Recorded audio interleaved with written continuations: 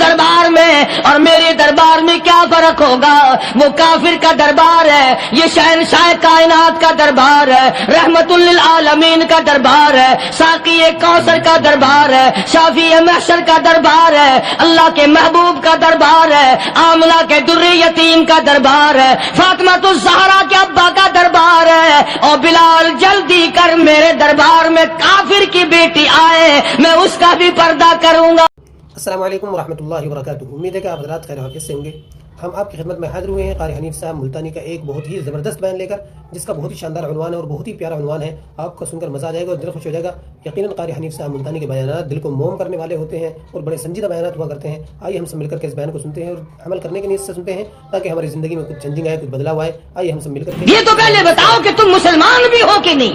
مسلمان یوں ہوا کرتے، آنکھ مسلمان والی نہیں، زبان مسلمان والی نہیں، ہاتھ مسلمان والا نہیں، دل مسلمان والا نہیں، نیت مسلمان والی نہیں، یہ مسلمانی ہے؟ صحابہ کرام رضوان اللہ تعالی علیہ مجمعین، اللہ تعالیٰ کی کروڑ رحمت نازل ہو حضرات صحابہ کرام کی قبروں پہ۔ دربار رسالت ہے، سب کہہ دو صلی اللہ علیہ وسلم۔ سبحان اللہ، کتنے خوش نصیب تھے وہ لوگ جو محمد کریم صلی اللہ علیہ وسلم کی مجلس میں بیٹھا کرتے تھے۔ کانوں میں آواز آتی تھی مصطفیٰ کریم کی، دیدار ہوتا تھا امام الانبیاء کا۔ کتنے خوش نصیب تھے یہ لوگ۔ جنگ سے واپس آئے صحابہ کرام، ایک لڑکی کو پکڑ کے لائے جو لڑنے آئی تھی، کفار کے ساتھ مل کر مسلمانوں کا مقابلہ کرنے آئی۔ میدان جہاد میں سے صحابہ کرام پکڑ کے لائے، قیدی ہے، کافرہ عورت ہے، غیر مسلم ہے۔ شہنشاہ کائنات حضرت محمد الرسول اللہ صلی اللہ تعالی علیہ وسلم کے دربار میں لا کے بٹھا دیا۔ ننگے سر ہے، ننگے منہ ہے، ننگے ہاتھ پیر ہیں۔ اللہ اکبر۔ کبھی آپ نے سوچا نہیں کہ تو کتنے بڑے نبی کا امتی ہے، کتنے بڑے سردار کا غلام ہے؟ رحمت والی چادر اتار کر فرمائی، او بلال یہ میری چادر لے لے، اس لڑکی کے سر پہ ڈال دے، پردہ کرا دے۔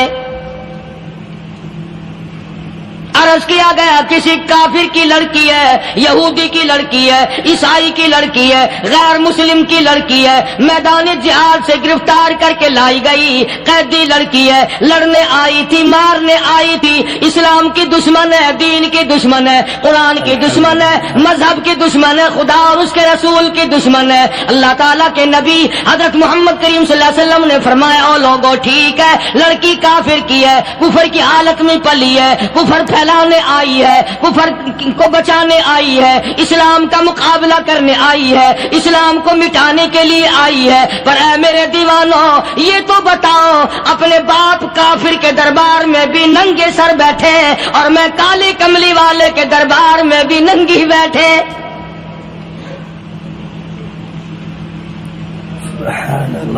پھر اس دربار میں اور میرے دربار میں کیا فرق ہوگا؟ وہ کافر کا دربار ہے، یہ شہنشاہ کائنات کا دربار ہے، رحمت للعالمین کا دربار ہے، ساقی کوثر کا دربار ہے، شافی محشر کا دربار ہے، اللہ کے محبوب کا دربار ہے، آمنہ کے در یتیم کا دربار ہے، فاطمہ الزہرا کے ابا کا دربار ہے۔ اور بلال جلدی کر میرے دربار میں کافر کی بیٹی آئے، میں اس کا بھی پردہ کروں گا۔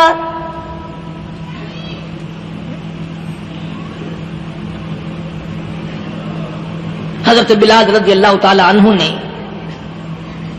ذرا ایک اور لطیف سی بات ہے، تھوڑی سی باریک سی، اگر آپ سوچیں، لڑکی ہے تو کافرہ، لڑکی ہے تو بے دین، ہے تو اسلام کے دشمن۔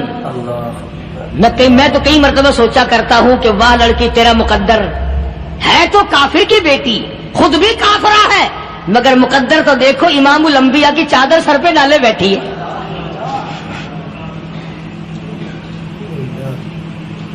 کہاں سوچیں یہ چیزیں ہمارے دماغ یہاں تک کہاں رسائی کرے؟ میرا تو دل چاہتا اگر میں ہوتا اس کافر بیٹی کے ہی پاؤں دھو کر پی لیتا۔ تو ایڈی مقدروں والی، تو اینی خوش نصیب، ابھی ابھی قیدی بن کر آئی، ابھی ابھی ہاتھوں میں ہتکڑی تھی، اور ابھی ابھی سر پہ رحمت دو عالم کی رحمت والی چادر ہے۔ اور پھر آپ نے پوچھا اب تو کیا چاہتی ہے، کیا چاہتی ہے؟ اللہ اکبر، کہنے لگی میرے گھر پہنچا دو، میں اپنے گھر جانا چاہتی ہوں۔ دو نوجوان صحابہ کو بلایا، فرمایا کہ انسانی رشتے کا تقاضا ہے، لڑکی نے ہم سے پناہ مانگی اور اپنے گھر جانا چاہتی ہے، ہم نے اس کو معاف کر دیا، جاؤ گھر چھوڑاؤ۔ اب گھر پہنچانے کا مطلب یہ تو تھا نہیں کہ حسین گائی پہنچا دو، دولت گیٹ پہنچا دو، خدا جانے کتنی دور گھر ہوگا، لڑنے جو آئی تھی۔ یوں لکھا ہے علماء اکرام نے، ذرا توجہ کریں، اور سچی بات تو یہ ہے اپنے دامن میں بھی ہاتھ مار کے دیکھو کہ ہم کیسے ہیں۔ محمد الرسول اللہ صلی اللہ علیہ وسلم کے دو جوان دیوانے ساتھ ساتھ اس کے چلتے ہیں، ایک ادھر چل رہا ہے ایک ادھر چل رہا ہے، جنگل کا راستہ ہے، رات بھی راستے میں آئی ہے۔ نوجوان لڑکی کا بیان ہے، اپنے بھائی کو جا کے کہتی ہے یہ دو نوجوان میری ساتھ راستہ چلتے آئے، میری ساتھ سفر طے کرتے آئے، پر اے میرے بھائی جان، رب کائنات کی قسم مجھے تو یوں معلوم ہوتا تھا دونوں اندھے چل رہے، مجال ہے میری طرف نظر اٹھائی ہو۔ یہاں تو رکشے والے کا داؤ لگ جائے وہ بعد نہیں آتا، ٹانگے والے کا داؤ لگ جائے وہ بعد نہیں آتا، اور پیر صاحب تو اپنے یہاں سے خشک جانے کیسے دیں گے؟ کیوں جانے دیں؟ کیا مطلب؟ یہ شرافت ہے، یہ دین ہے، یہ اسلام ہے۔ مسلمان کی بیٹی کی عزت پہ ڈاکے ڈالنا، خدا کی قسم اگر اسلام کی حکومت ہو اور جس نبی کا تو نام لے کر جنت میں جانا چاہتا ہے، اگر نبی کا قانون زندہ ہو، قرآن کا قانون عدالت میں ہو، آنکھیں نکال دی جائیں۔ بے غیرت قوم، بے حیا بے شرم قوم، شرم نہیں آتی کہ زندگی کس طرح بسر ہوتی ہے۔ یہ کافروں کی بیٹیاں ہیں، یہ کسی یہودی کی بیٹیاں ہیں، شکلیں چل رہی ہیں، بدماشی کے اڈے چل رہے ہیں، سب کو پتا ہے، افسروں کو پتا ہے، چھوٹے بڑوں لیڈروں کو پتا ہے۔ کون روکے؟ کس لیے روکے؟ سبحان اللہ۔ پھر یاد رکھو بات محمد کریم صلی اللہ علیہ وسلم کی، فرمایا جس ملک میں جس شہر میں زنا ہوگا، اللہ کے نبی نے فرمایا وہ جس دن برباد ہوگا آواز بھی نہیں آئے گی۔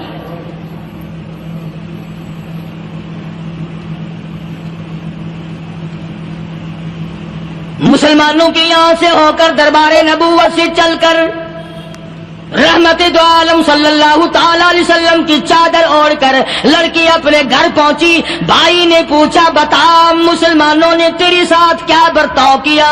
مسلمان تجھے پکڑ کے لے گئے تھے، اتنی خوبصورت ہے تو، ایسی حسینہ ہے، شباب تیرا، حسن تیرا، جمال تیرا، شکل و صورت نرالی، نقش نرالے، آنکھیں تیری نرالی، چہرہ تیرا نرالا، لب تیرے نرالے، قد و قامت تیری نرالی، حسن تیرا شان والا، جوانی شباب ہے، بتا مسلمانوں نے تیرے ساتھ کیا گزری؟ رونے لگی اور کہنے لگی تو میرا ماجایا بھائی ہے، پر میں کیا بتاؤں، زمین و آسمان کے مالک کی قسم، سمندروں کے پیدا کرنے والے کی قسم، درختوں کی پتی پیدا کرنے والے کی قسم، ان پہاڑوں اور زمین کے ذرات کو پیدا کرنے والے کی قسم، جو میری عزت کی حفاظت محمد کے غلاموں نے کی ہے، وہ تو ماجایا بھائی بھی نہیں کر سکتا۔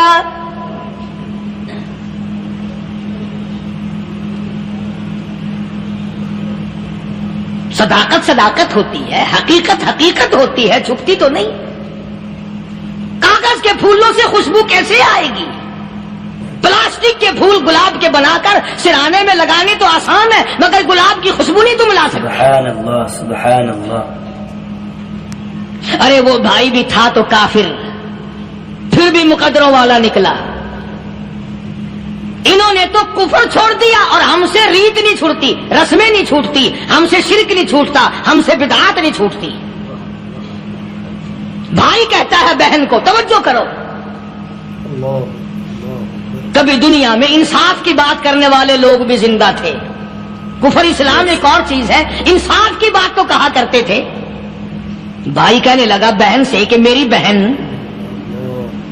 چادر تیرے سر پہ نبی کی، کالی کملی والے کی چادر تیرے سر پہ ہے، یہ اس کے دیوانے تجھے ساتھ لے کے آئے ہیں اور انہوں نے تیری عزت اور آبرو کی حفاظت کی ہے.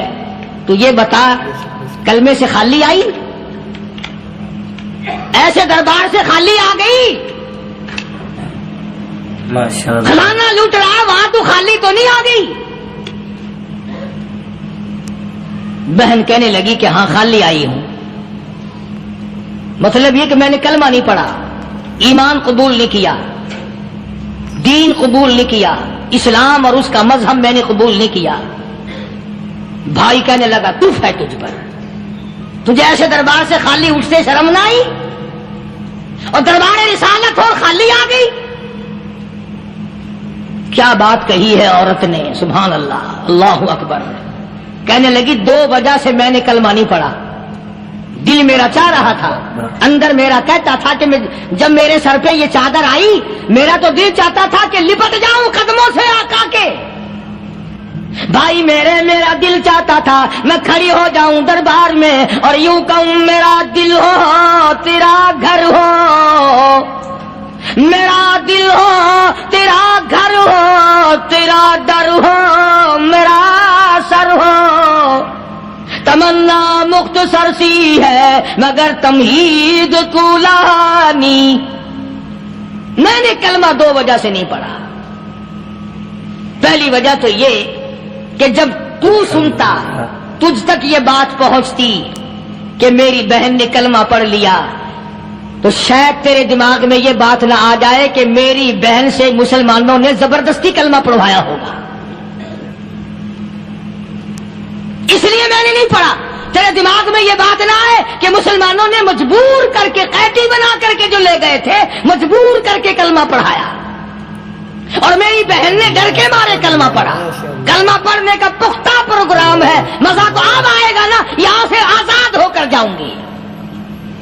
اور دوسری بات اس نے اور پتے کی کہی، کہنے لگی بھائی میں نے کلمہ اس لیے بھی نہیں پڑھا کہ بہن جنت میں جائے بھائی دوزخ میں جائے. اصل میں تجھے لینے آئی ہوں، دونوں چل کر اس دربار کی غلامی کریں گے. میں نے یہ خوف کھایا کہ میرا بھائی غصے میں آ کر کفر پر اور مضبوط نہ ہو جائے، اس لیے مجھے آنے کی کوئی ضرورت نہیں تھی. اور کہنے لگی او میرے بھائی وہ دربار کوئی واپس آنے کا تھوڑا ہی ہے، وہاں تو جو گیا قربان ہو گیا، جو گیا قربان ہو گیا.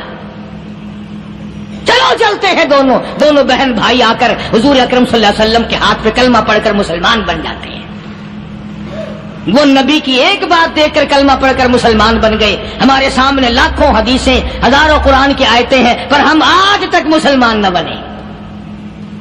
اللہ اللہ. جب مرضی آئی نماز پڑھ لی، جب مرضی آئی زکات دے دی، جب مرضی آئی قرآن پڑھ لیا، جب مرضی آئی دین ایمان کر لیا، مرضی آئی چوری کر لی، مرضی آئی ٹھگی مار لی. اس کا نام دین نہیں ہے، اس کا نام ٹھگی اور فریب ہے.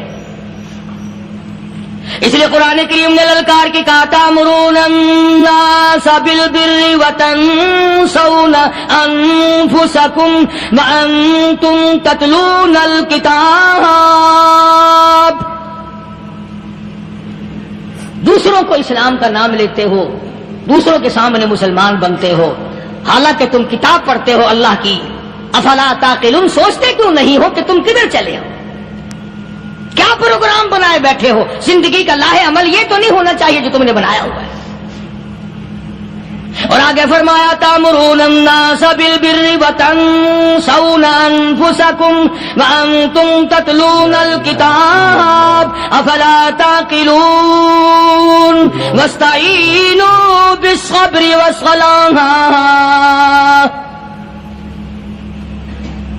اگر تکلیف آئے، پریشانی آئے، کوئی مصیبت آئے تو صبر اور نماز کے ساتھ قائم رہو. یعنی صبر نماز کے بغیر حاصل نہیں ہوگا، اور نماز قبول ہوگی تو صبر خود بخود آ جائے گا. چنانچہ اللہ والوں کی زندگی کا مطالعہ کرو، کتابیں اور حالات پڑھ کر کے دیکھو کہ انہوں نے ساری عمر میں ایک ایک نماز بھی ضائع نہیں ہونے دی، تمام عمر میں ایک ایک نماز ضائع نہیں ہونے دی. اور ہم لوگوں کی جوانی یوں ہی بیت جاتی ہے، جوانی یوں ہی گزر جاتی ہے.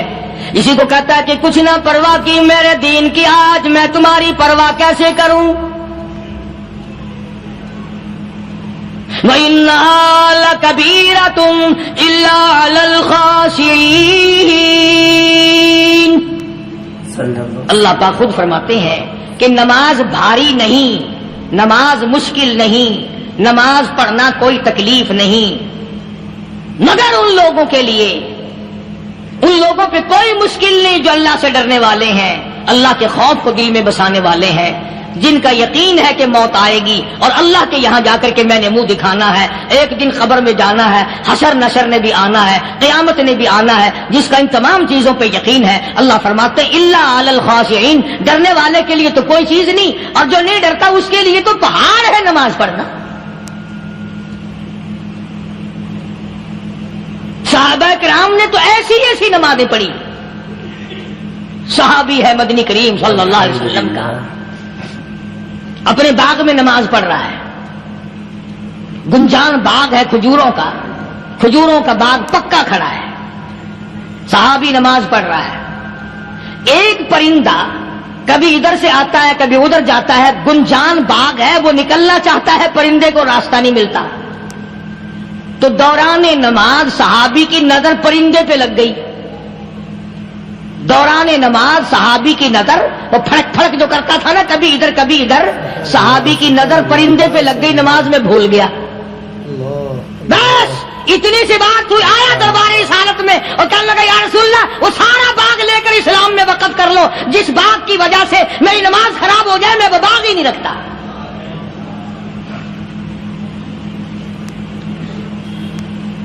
ہمارے یہاں بھی کوئی عظمت ہے نماز کی، کون پرواہ کرے. ان لوگوں کے یہاں تمام کا تمام نظام دین کا اپنا بنایا ہوا نہیں، جو دربار رسالت صلی اللہ علیہ وسلم سے نظام ملا نماز کا، انہوں نے صحیح معنوں میں وہ قائم کیا.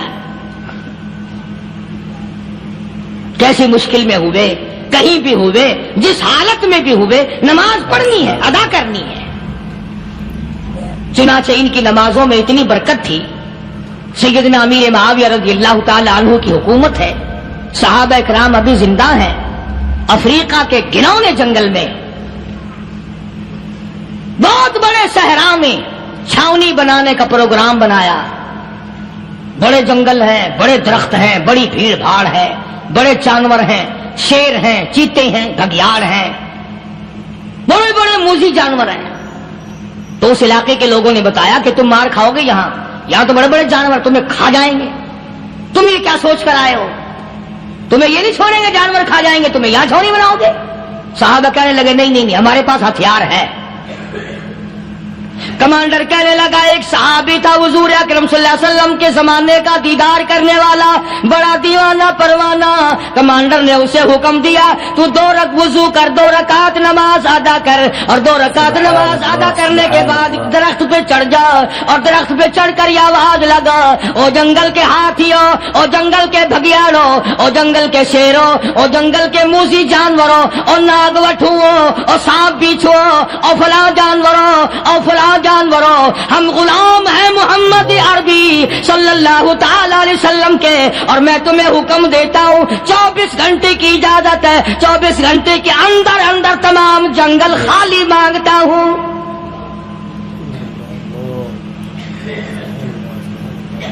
ماشاء اللہ نافذ کر دیا حضور کے غلام نے، ہاتھیوں پہ، جانوروں پہ، چیتوں پہ، بھگیاڑوں پہ، شیروں پہ.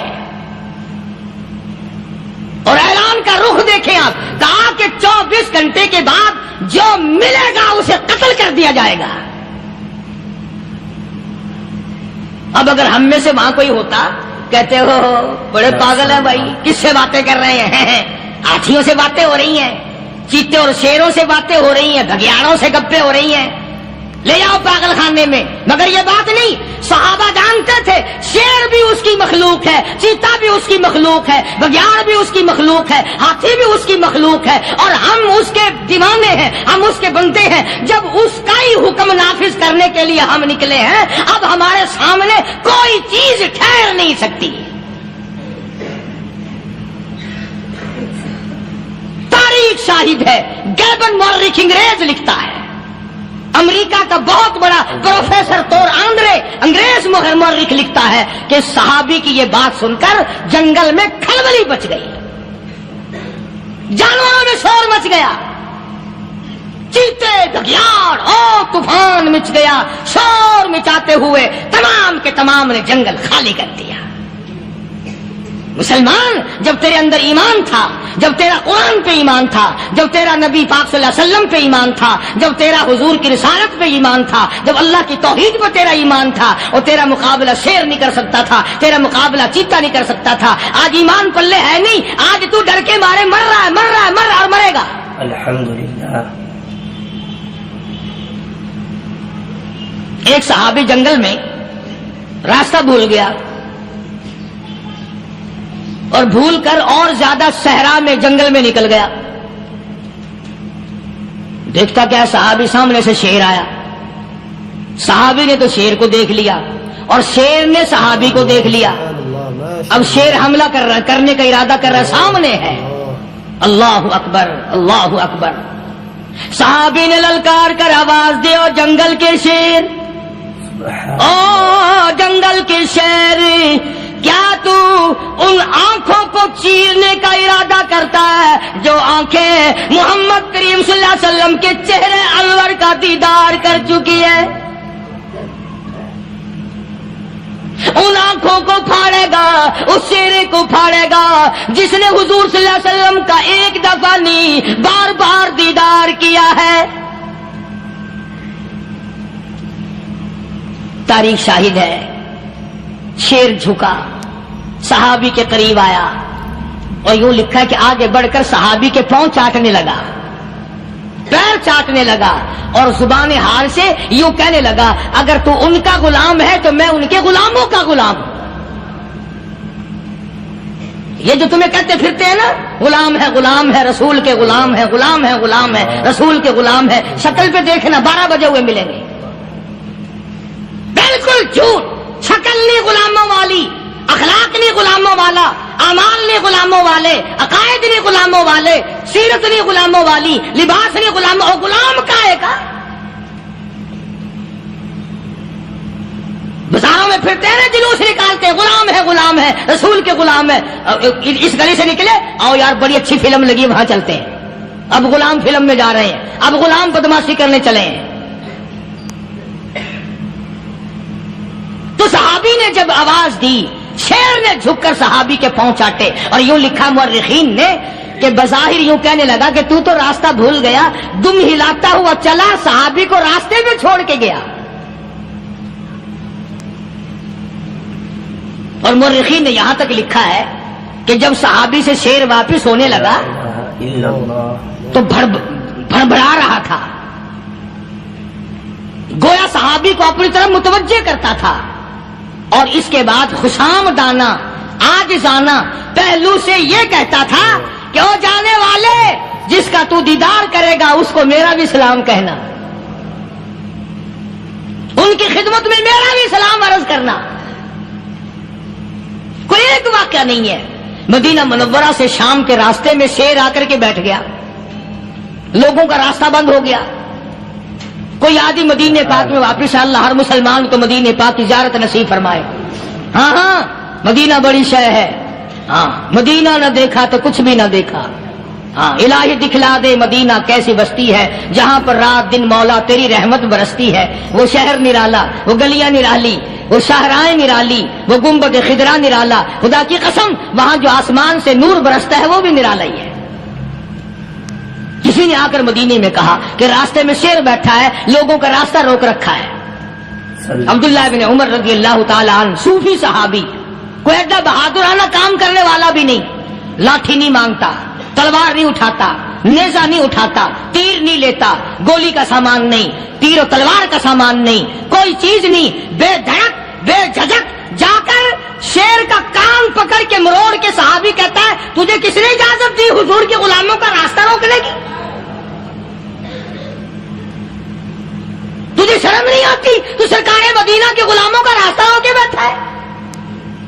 تاریخ شاہد ہے، دم ہلاتا ہوا جنگل کو بھاگ گیا. اور آج اولاد ہمارے کہنے کی نہیں. شیروں کو تو کیا منائیں گے، اولاد نہیں مانتی، بیوی نہیں مانتی. کچھ اپنا بھی قصور مانو نا، کچھ گڑبڑ ہے نا اندر. اختر شیرانی نے بڑی عجیب بات کہی. اسی کو کہتا ہے کہ یہ عذر امتحان ہے، جذبہ دل کیسا نکل آیا. یہ عذر امتحان ہے، جذبہ دل کیسا نکل آیا. میں الزام ان کو دیتا تھا، قصور اپنا نکل آیا. گریبان میں جا کر دیکھو، ٹٹول کر کے دیکھو، اپنی نیتوں کو ہاتھ مار کے دیکھو، اپنے عقیدے کو ٹٹول کے دیکھو، اپنے ایمان کو تلاش کر کے دیکھو، اپنی نظروں سے پوچھو، اپنی زبان سے پوچھو، اپنے پیٹ سے پوچھو، تیرے اندر کیسی روزی جا رہی ہے. کیوں کر ہم کامیابی سے ہمکنار ہوں؟ یہ خلقت پھر ہمارے لیے غیر کیوں نہ بنے؟ یہ سارا جہان ہمارا دشمن کیوں نہ بنے؟ صحابہ تو ایسے بے دھڑک تھے، کسی شہنشاہ کی پرواہ نہیں کیا کرتے تھے، کسی شہنشاہ کی اللہ والے نہیں کرتے تھے. تم تو بڑے پیروں کو ماننے والوں، پر جو میں بات بتاؤں گا پیر کی وہ نہیں مانو گے. مجدد الفسانی سرہندی سب کہہ دو رحمت اللہ علیہ، نقشبندی خاندان کے سربراہ ہیں، بہت بڑے بزرگ ہیں. پکڑ کر کے لے گئے حکومت والے، بادشاہ کو سجدہ کرانا ہے، بادشاہ کو سجدہ کرانا ہے. وہ کائے کا سجدہ کرتے تھے؟ وہ کسی سے ڈرتے ہی نہیں تھے. اللہ والا کسی سے ڈرا ہی نہیں کرتا. تو یوں سنا کہ انتظام کیا گیا کہ دربار کے قریب جا کر ایک دیوار بناؤ، اس میں ایک چھوٹی سا روشن دان دریچہ موری لگاؤ، جس میں سے جھک کر بندہ اندر داخل ہو، تاکہ ایک دفعہ جھک جائے صحیح. یہ پیر، یہ درویش، یہ قلندر، یہ ولی، یہ مولوی جو اکڑا ہوا نہیں، اسے جھکا لو جس طرح سے بھی ہو سکے. اب تمہاری نظروں میں تو ہماری کوئی قیمت نہیں. تم جو یہاں جمعہ پڑھنے آتے ہو، تمہارے خیال میں ہماری کوئی قیمت نہیں. وضو کیا، سنتیں پڑھی، جمعہ پڑھایا، بس ہمیں نہ کوئی جانتا ہے نہ کوئی پہچانتا ہے. تم کیا جانو کہ صوبائی ہوم ڈپارٹمنٹ میں ہمارے تذکرے، مرکز گورنمنٹ میں ہمارے تذکرے، کون سیدھا چل رہا ہے، کون الٹا چل رہا ہے، کون ہمارے لیے خطرناک ہے. اور تمہیں کیا پتا، ہمیں تو لوگ ڈبل سٹار لکھتے ہیں. مجدد الفسانی سرہندی رحمت اللہ علیہ کے لیے کھڑکی بنائی گئی، جھک کر داخل ہوگا، اسی بہانے سے جھک جائے گا. مگر اللہ والوں کو عقل اللہ ہی عطا کرتا ہے. جب وہاں گئے نا، انہوں نے کہا جی اس میں سے داخل ہو کے اندر چلنا ہے. مجدد صاحب نے پہلے دونوں پیر داخل کیے، بجائے یوں جھک کر داخل ہونے کے یوں لمبے ہو کے داخل ہوئے. پیر اندر پہلے داخل کر لیے، یعنی اور بے ادبی کی کہ پیر پہلے لے. میرے پاؤں ہے تیرا سر ہے، لاؤ ملاقات کر. اللہ والا جھکا ہی نہیں. پر اس اللہ والے کو یہ پتا نہیں تھا کہ میں تو زندہ کے سامنے نہیں جھکتا، یہ مرووں کے سامنے جھکتے پھریں گے لوگ. انہیں یہ پتا نہیں تھا کہ یہ قبروں کی مٹی چاٹتے پھریں گے، یہ رات دن شرک کی لعنت میں گرفتار ہو کر کے مریں گے. لگے ہوئے ہیں میلے، بھر بھر کے خلقت جا رہی ہے. تھوڑے پھنسی کا علاج ہوگا، بیماریوں کا علاج ہوگا، پانی چشمے کا پی آؤ، پانی چشمے کا پی آؤ. مخدوم رشید کے علاقے کے سارے سال اس کھڈے میں لوگ ہگتے ہیں، اور انشاءاللہ یہ اس مہینے میں جا کر وہ گو کا ملا ہوا تبرک پی کے آتے ہیں. بڑا بہترین تبرک ہے وہ. نوح علیہ السلام کی قوم نے کشتی پخانہ کر کر کے بھر دی تھی نا. حضرت نوح علیہ السلام اللہ کے حضور میں رو پڑے، فرمایا دیکھ میرے رب، تو نے حکم دیا، کہاں سے لکڑیاں لایا، چختے چیرے، تختوں کو جوڑا، اتنی محنت کی، میں نے کشتی بنائی اور ان ظالموں نے ہگ ہگ کے بھر دی. فرمایا میرے نو گھبرانا، اگر انہی سے نہ چٹوا دوں تو میری خدائی کیا ہوئی. گھبرانا، 950 سال مار کھانے والے پیغمبر، میں تیرا ساتھی ہوں، تو کیوں گھبرایا؟ تو کانوں تک لبا لب پخانا کر کر کر کے بھر دی. قوم میں بیماری پھیل گئی. الحمدللہ. جو عورت چلے کہاں چلی کہ نوح علیہ السلام نے کشتی میں پخانہ کرنے چلی ہوں. جو بڈھا پرانا پیپا جائے بڑے میاں کہاں جا رہے ہو؟ کشتی میں پخانہ کرنے چلا ہوں. اللہ میاں نے خارش کی بیماری بھیج دی. ہو چھوٹے بڑے امیر غریب جوان بوڑھے مرد اور پھرے آگا پیچھا کھجاتے ہوئے کسر کسر کسر کسر تنگ ہو گئے سارے. وہ ایک بڈھا بڑا خارش کا مارا ہوا تنگ بیمار بھی بعد نہ آیا. وہ کشتی کے کنارے پہ بیٹھ کے پخانہ کرنے لگا نا, پیر پھسل گیا دھڑم اندر تبرک کے. اب وہ ساری جان لتھڑ گئی, سارا سن گیا. باہر آ کے پانی پونی سے صاف کیا. وہ جہاں جہاں گندگی لگی تھی نا وہ خارش ہی ختم ہو گئی. چڑھ گیا درخت پہ کہنے لگا آؤ خارش کی دوا مل گئی, بیماری کا علاج مل گیا, آؤ مفت. آ گئی دنیا بیماری میں, اور کیا چاہیے؟ بھاگی بھاگی خلق. انہوں نے کہا ہے, انہوں نے کہا بظاہر دیکھنے میں یہ گند ہے, یہ کھاج کی دوا ہے, من لو اٹھا کے. لب بھر بھر کے لوگ. حدیث میں آتا ہے, ارشاد ہے مدنی کریم صلی اللہ علیہ وسلم کا کہ بعض لوگ اللہ کی زمین پہ چلتے ہیں, بعض لوگ اللہ کی زمین پہ چلتے ہیں اور زمین اللہ سے یہ اجازت مانگتی ہے, پروردگار اگر اجازت ہو میں اس کو نگل جاؤں, میں نہیں چاہتی کہ اس کے منحوس قدم مجھ پہ پڑتے رہیں, اجازت ملے میں اس کو لقمہ بنا کر کے نگل جاؤں, اس کو زمین کی تہ میں لے آؤں. اور ایک اور ارشاد ہے حضور کریم صلی اللہ علیہ وسلم کا, یوں فرمایا کہ جب قوم کے اندر 3 چیزیں ہو جائیں, جب کسی قوم میں 3 عادتیں 3 خصلتیں 3 برائیاں پیدا ہو جائیں تو سرکار مدینہ صلی اللہ علیہ وسلم نے فرمایا وہ قوم پھر زمین کے اوپر بسنے کے لائق نہیں رہتی, اس قوم کو زمین کے اندر غرق ہو جانا چاہیے.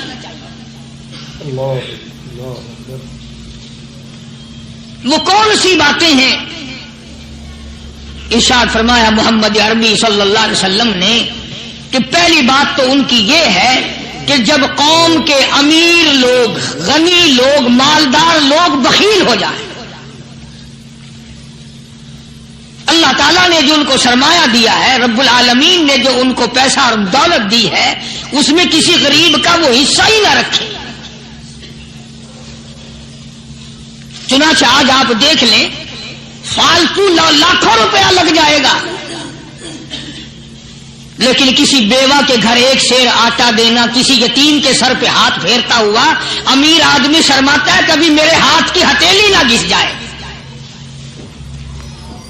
حالانکہ ارشاد فرمایا مدنی کریم صلی اللہ تعالی علیہ وسلم نے بعد وقت ایسا قبولیت کا ہوتا ہے جو آدمی یتیم کے سر پہ ہاتھ پھیر دے محبت کے ساتھ, یہ بچہ یتیم ہے, اس کا لاڈ اجڑ گیا, اس کا مان اجڑ گیا, اس کا ابا رخصت ہو گیا, اس کو گود میں بٹھا کر پوچھنے والا چلا گیا بیٹا تو کیا چیز کھاوے گا. حضور کریم صلی اللہ تعالی علیہ وسلم نے فرمایا جب یتیم کے سر پہ آدمی محبت کے ساتھ شفقت کے ساتھ ہاتھ پھیرتا ہے, اللہ پاک یوں فرماتا ہے مجھے اپنی کبریائی کی قسم جتنے بال اس کے ہاتھ کے نیچے آ جاتے ہیں اتنی نیکیاں ہاتھ پھیرنے والے کے نام اعمال میں لکھ دی جاتی ہے.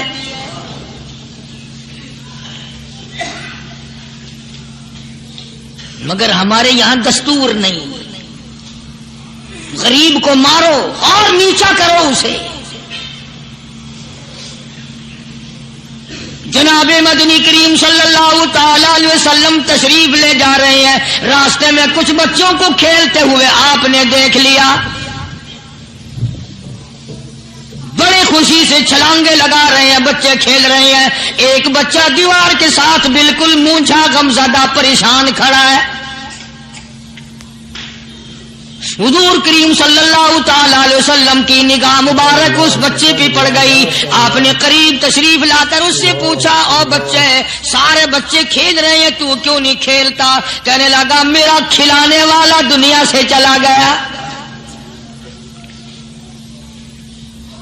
کیسے کھیلوں، ابا نہیں اماں نہیں، ہر وقت پریشان رہتا ہوں، لوگوں کے دروازوں پہ چوکھٹوں پہ دھکے کھاتا ہوں۔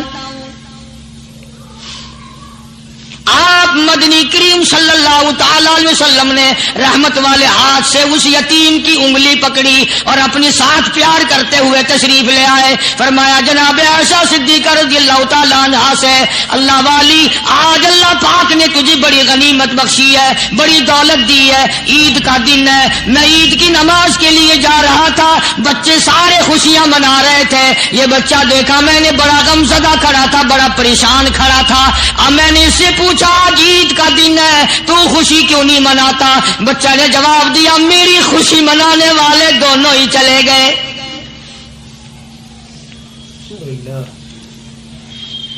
آج اللہ نے یہ موقع بخشا ہے، اسے نہلا دھلا، اس کو نئے کپڑے پہنا، معصوم بچے کے سر پہ ہاتھ پھیرتے ہوئے فرمایا بیٹا گھبرانا، یہ عائشہ صدیقہ تیری اماں ہے، میں محمد الرسول اللہ آج سے تیرا ابا بن گیا ہوں۔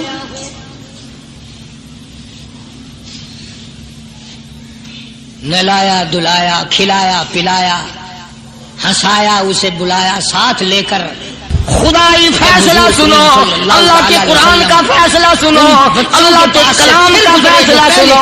جس کا کان میرا کلام سننے کے لیے تیار نہیں، جس کو میرا قرآن سن کے مزہ نہیں آتا، جس کو میرا کلام سن کے حلاوت نہیں آتی، جس کو میرا کلام سن کے لذت نہیں آتی، جس کی روح تازی نہیں ہوتی، جس کو لطف نہیں آتا، جس کو کیف نہیں آتا، جس کو سرور نہیں آتا، جو میرا قرآن سننے کو تیار نہیں، جو میرا قرآن آنکھوں سے دیکھنے کو تیار نہیں، جو میرا قرآن سننے سمجھنے کے لیے تیار نہیں، خدائی فیصلہ سنو۔ فرمایا اپنے بارے میں اطمینان نہ کرے کہ میرا معاملہ ٹھیک ہو گیا، میرا فیصلہ نہیں، کسی پارٹی کا فیصلہ نہیں، کسی فرقے کا نہیں، کسی طبقے کا نہیں، کسی جماعت کا نہیں،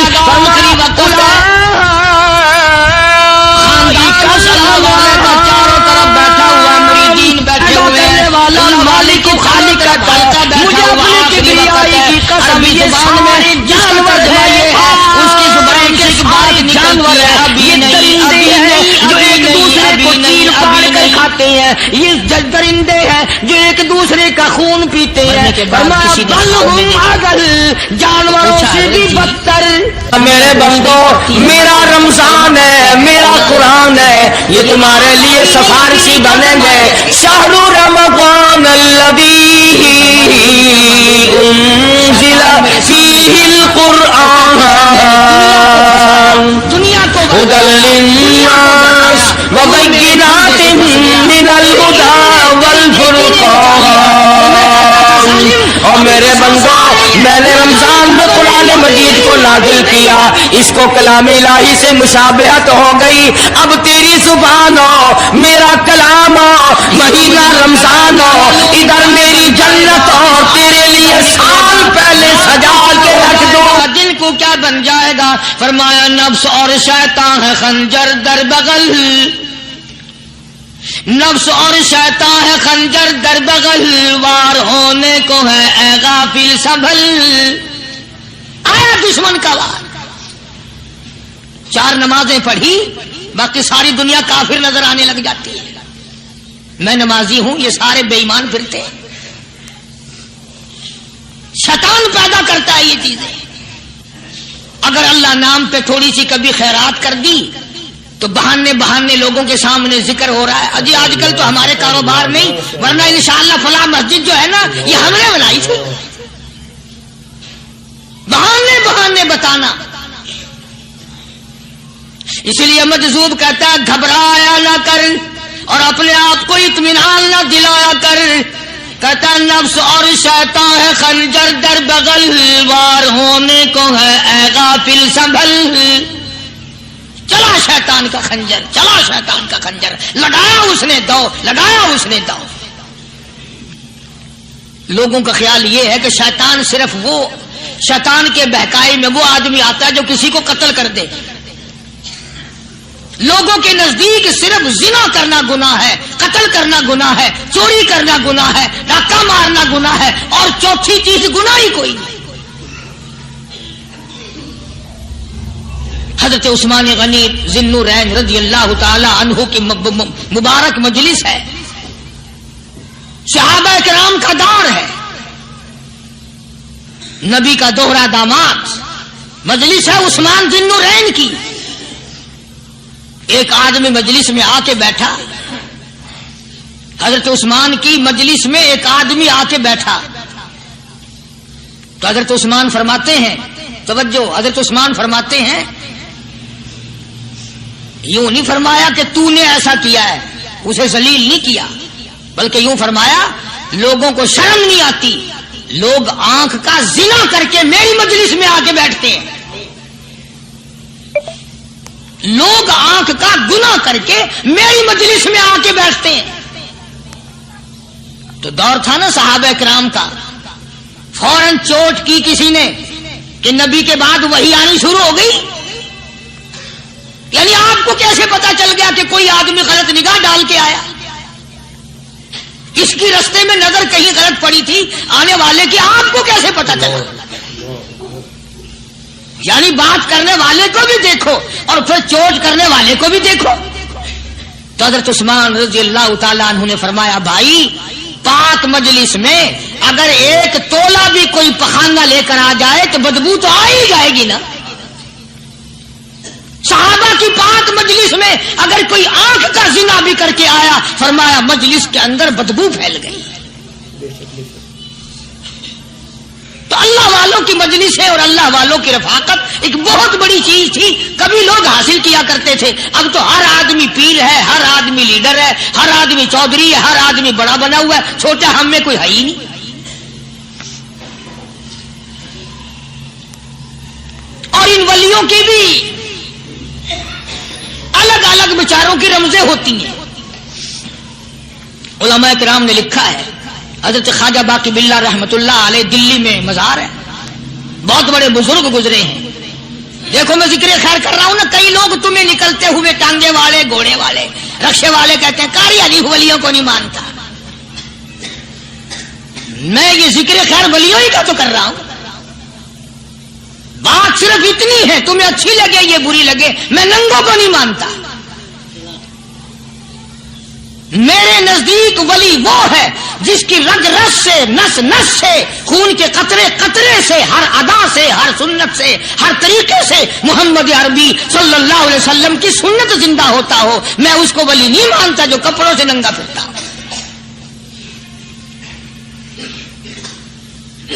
خواجہ باقی باللہ رحمت اللہ علیہ کو بھٹیارے نے دیکھا، ایک تباہی تندور والا، حضرت خواجہ صاحب کو دیکھا کہ جامع مسجد دلی کے پیڑیوں پہ، سیڑھی پہ کبھی چڑھتے ہیں، کبھی اترتے ہیں، کبھی چڑھتے ہیں، کبھی اترتے ہیں، پریشانی کا عالم۔ تو تباہی تو ضرور تھا، بٹیارہ تو تھا، مگر تھا تو دلی کا۔ وہ سمجھ گیا کہ حضرت کو کوئی پریشانی ہے، پہنچا اور جا کے کہنے لگا، حضرت کیا بات ہے، آج رات کافی گزر گئی، آرام فرماؤ، کبھی چڑھتے ہو کبھی اترتے ہو، پریشانی کیا پریشانی ہے؟ فرمایا 4 مہمان ہیں، کھانا کھلانا ہے، میرے پلے کچھ نہیں۔ اندازہ لگاؤ، ابھی ابھی ولی یہ کہہ رہا کہ میرے پلے ڈھیلا دمڑی کچھ نہیں، 4 مہمان ہیں، شرمندہ ہوں ان کو کھانا کھلانے کے لیے۔ تو وہ کہنے لگا، حضرت یہ کون سی فکر کی بات ہے، میں بھی لاتا ہوں۔ وہ کھانا لایا اور حضرت کے مہمانوں کو کھانا کھلایا، کھانا کھا لیا، فارغ ہو گئے۔ دیکھو ولی کی بات، ابھی تو کہتا تھا کہ روٹی نہیں ہے، اور ابھی ابھی وہی ولی کہتا ہے بٹیارے کا ہاتھ پکڑ کے، مانگ کیا مانگتا ہے، مانگ کیا مانگتا ہے۔ اب تیرے جیسا اگر وہاں ہوتا تو کہتا کہ جی کوئی گورنری شرمندری دلاؤ، اسمبلی کی ممبری دلاؤ، کوئی تھوڑے علاقے کا ڈھیر سیاح ہوئے تو آخیا کہ جی میں کو بئی پر نہ دو، پہلی پرانی تھی گئی ہے ہوں میں کو کوئی نوی لاوی چا پر نہ ہو۔ یہ شے منگنی ہے اور کیا منگیا. خواجہ باقی باللہ رحمت اللہ علیہ بٹیارے کا ہاتھ پکڑے کھڑے ہیں, فرمانے لگے مانگ کیا مانگتا ہے. وہ تباخی بھی دلی کا تھا نا, کہنے لگا حضرت بس اللہ کا دیا سب کچھ ہے, بس آپ رہنے دیں. فرمایا نہیں نہیں, مانگتا مانگتا ہے. اس نے کہا حضرت پھر اگر دینے پہ آئے ہو نا, اور اگر اتنا ہی دریائے کرم جوش میں ہے اور آپ دینے کا جذبہ لیے ہوئے ہیں, پھر مجھے اپنے جیسا بنا دو, اپنے جیسا بنا دو. کیا مانگا ہے, مجھے اپنے جیسا بنا دو. فرمایا نہیں برداشت کر سکے گا. تو کہنے لگا پھر پوچھتے کیوں ہو کیا مانگتا ہے, جب دینا ہی کچھ نہیں تو پوچھتے کیوں ہو, اگر دینے پہ آئے ہو اپنے جیسا بنا دو. یوں لکھا ہے کہ خواجہ باقی باللہ نے اس بٹیارے کو اپنے سینے سے لگا کر کے تھوڑا سا دبایا تھا, پٹاخ کر کے روح نکل گئی بٹیارے کی. بلا جو تجلیات خدا بندی بتدریج آہستہ آہستہ سینے میں آئے تھے, ان کا کرنٹ وہ یکدم برداشت کیسے کرتا. میرا عرض کرنے کا مقصد یہی ہے کہ ہم لوگ اپنے آپ کو کب سنبھالیں گے, اور وہ کون سا وقت آئے گا کہ ہم اس بات کے قائل ہوں گے اور تسلیم کریں گے کہ جو کرتا ہے خدا کرتا ہے, بندہ کچھ نہیں کر سکتا.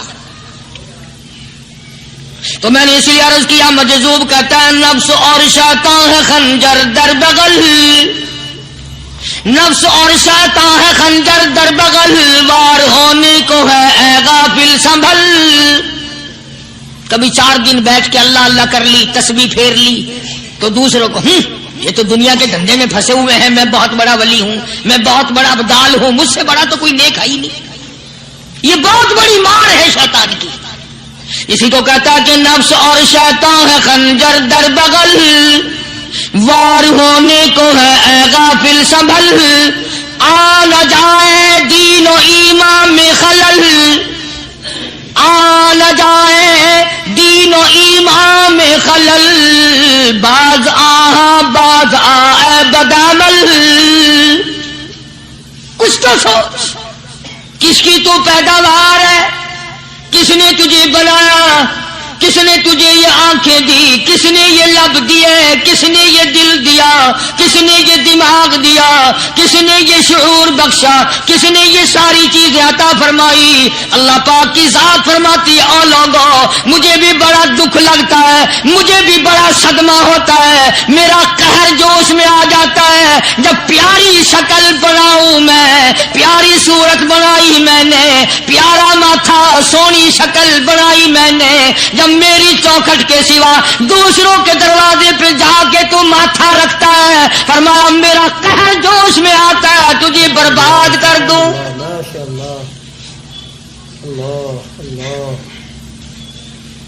سب کچھ میں نے دیا, سب کچھ میں نے بخشا, اور پھر بھی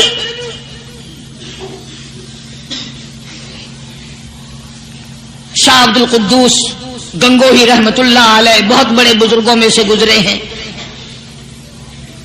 بہت بڑے اللہ والے تھے.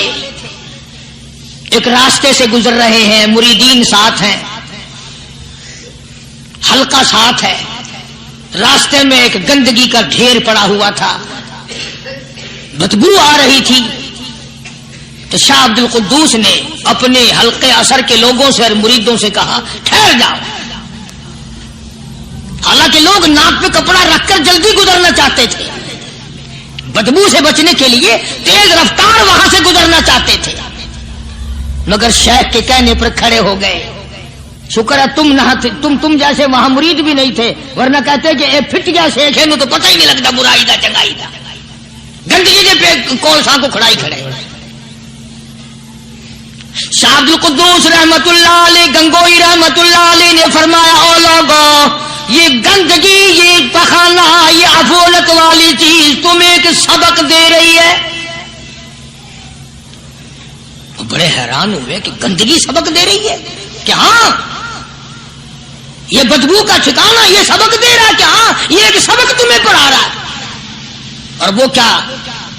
شیخ فرمانے لگے یہ گندگی تم سے کہتی ہے او لوگوں, کل سے پہلے میں مٹھائی کی صورت میں حلوائی کی تھال میں رکھا ہوا تھا، جو دیکھتا تھا اس کے منہ میں پانی آ جاتا تھا، حلوے کی صورت میں تھا، جلیبی کی صورت میں تھا، امرتی کی صورت میں تھا، اور اے گندگی کا ڈھیر لوگوں تم سے یہ کہتا ہے، کل میں فروٹ والے کی ٹوکری میں رکھا ہوا تھا، اناج کی شکل میں تھا، غلے کی شکل میں تھا، پھل کی شکل میں تھا، فروٹ کی شکل میں تھا، مٹھائی کی صورت میں تھا، جو مجھے دیکھتا تھا اس کو میں پیارا لگتا تھا، میری چاہت معلوم ہوتی تھی، میری ضرورت معلوم ہوتی تھی، جو دیکھتا تھا منہ میں پانی آ جاتا تھا۔ اور انسان ایک رات تیرے پیٹ میں جانے کا اتفاق ہوا، اور انسان آ دیکھ لے میرا کیا حال بن گیا۔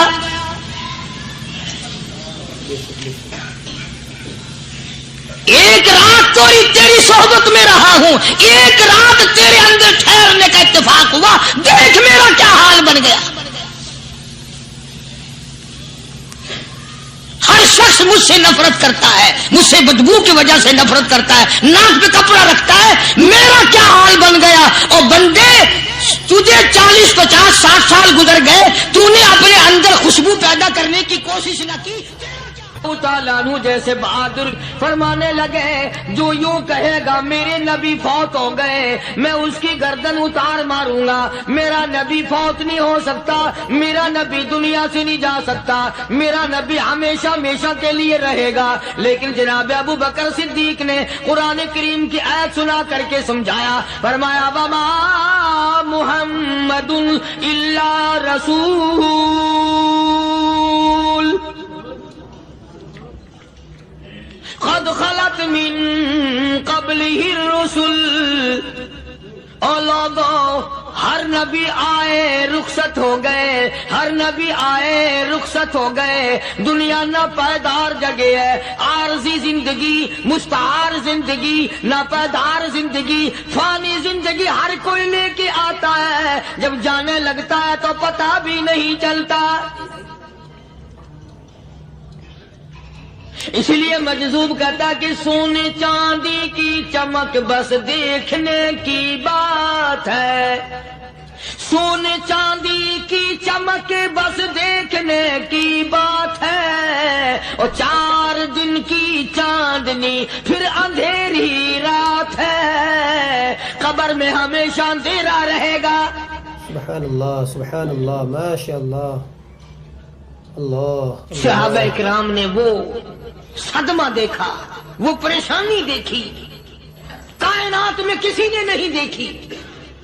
کسی نے بیوی کے مرنے کا صدمہ اٹھایا ہوگا، کسی نے جوان بیٹے کی موت کا صدمہ دیکھا ہوگا، کسی نے امی کے مرنے کا صدمہ دیکھا ہوگا، کسی نے ابا کے مرنے کا صدمہ دیکھا ہوگا۔ خدا کی قسم بلال سے جا کے پوچھو، جب کالی کملی والے کا تجھے دیدار نہ ملا تیرا کیا حال بنا۔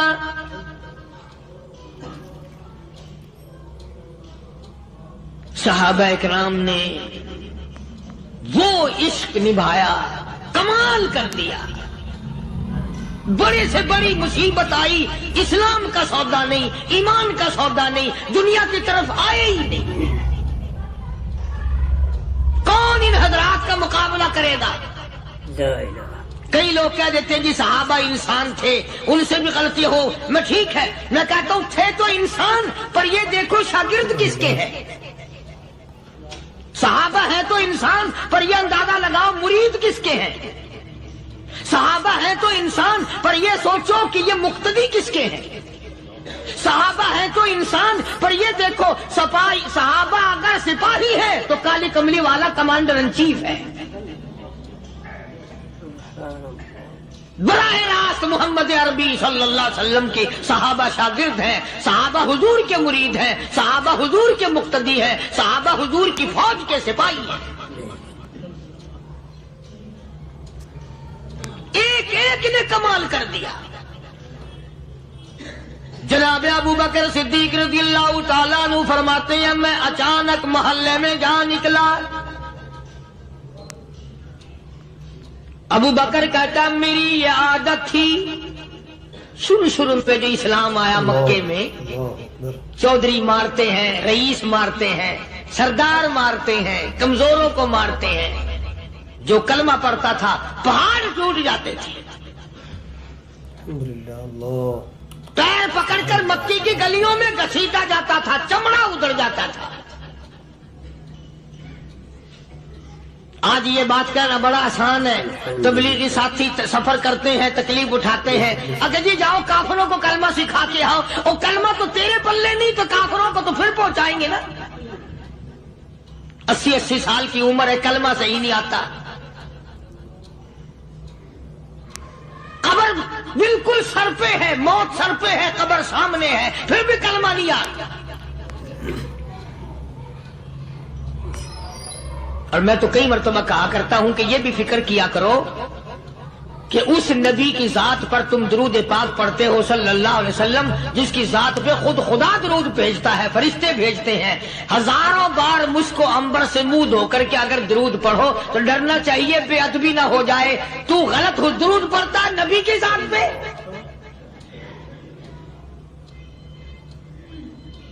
और उसको सही करने का फिक्र नहीं रखता। चुनाचे अबू बकर सिद्दीक रज़ियल्लाहु ताला अन्हु चक्कर लगाते लगाते एक मोहल्ले में जा निकले। वहां जाके देखा एक नौजवान है, गरीब सहाबी, नादार सहाबी, मुफलिस सहाबी, काफिर का गुलाम है, काली कमली वाले सल्लल्लाहु अलैहि वसल्लम का कलमा पढ़ता है। काफिरों ने पकड़कर गरम गरम रेत पे ऊंधा करके लिटाया हुआ है और कई काफिर उस सहाबी की कमर पे चढ़कर लताड़ रहे हैं। उसकी कमर पे चढ़े हुए हैं।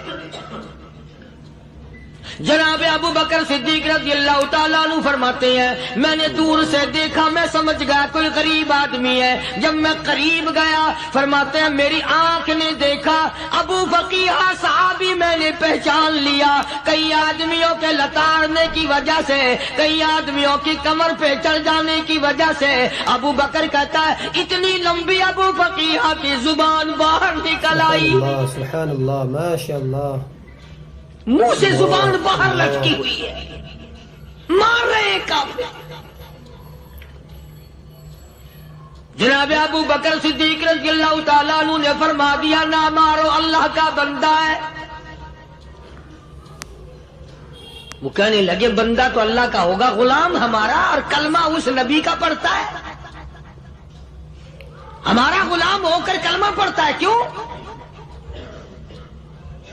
जब तक जान से न मर जाएगा हम छोड़ेंगे नहीं, हम इसे खत्म करके दम लेंगे। उस नबी का कलमा पढ़ता है, हमारे सामने पढ़ता है। जनाब अबू बकर सिद्दीक रज़ियल्लाहु ताला अन्हु ने मना कर दिया। मना करने में और ज्यादा मचर गए और ज्यादा खरमस्ती करने लगे। अबू बकर फरमाते हैं मैं बिल्कुल करीब खड़ा था, जालिमों ने अबू फकीहा की पसलियों पे, कमर पे छलांगे लगानी शुरू कर दी।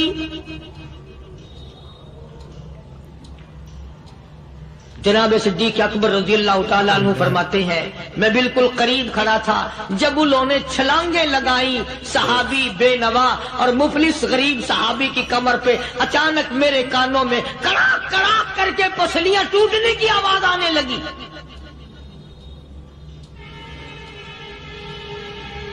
मेरे से बर्दाश्त ना हुआ, मैं बर्दाश्त न कर सका। जनाब अबू बकर रज़ियल्लाहु ताला अन्हु फरमाते हैं मैंने कहा जालिमो सौदा कर लो, मैं खरीद लूंगा। उन्होंने जो मुंह मांगे, दाम मांगे, जनाब अबू बकर सिद्दीक रज़ियल्लाहु ताला अन्हु ने वो दाम दे दिए, पैसे दे दिए। हाँ हाँ, गरीब की हमदर्दी की, मजलूम की हमदर्दी की।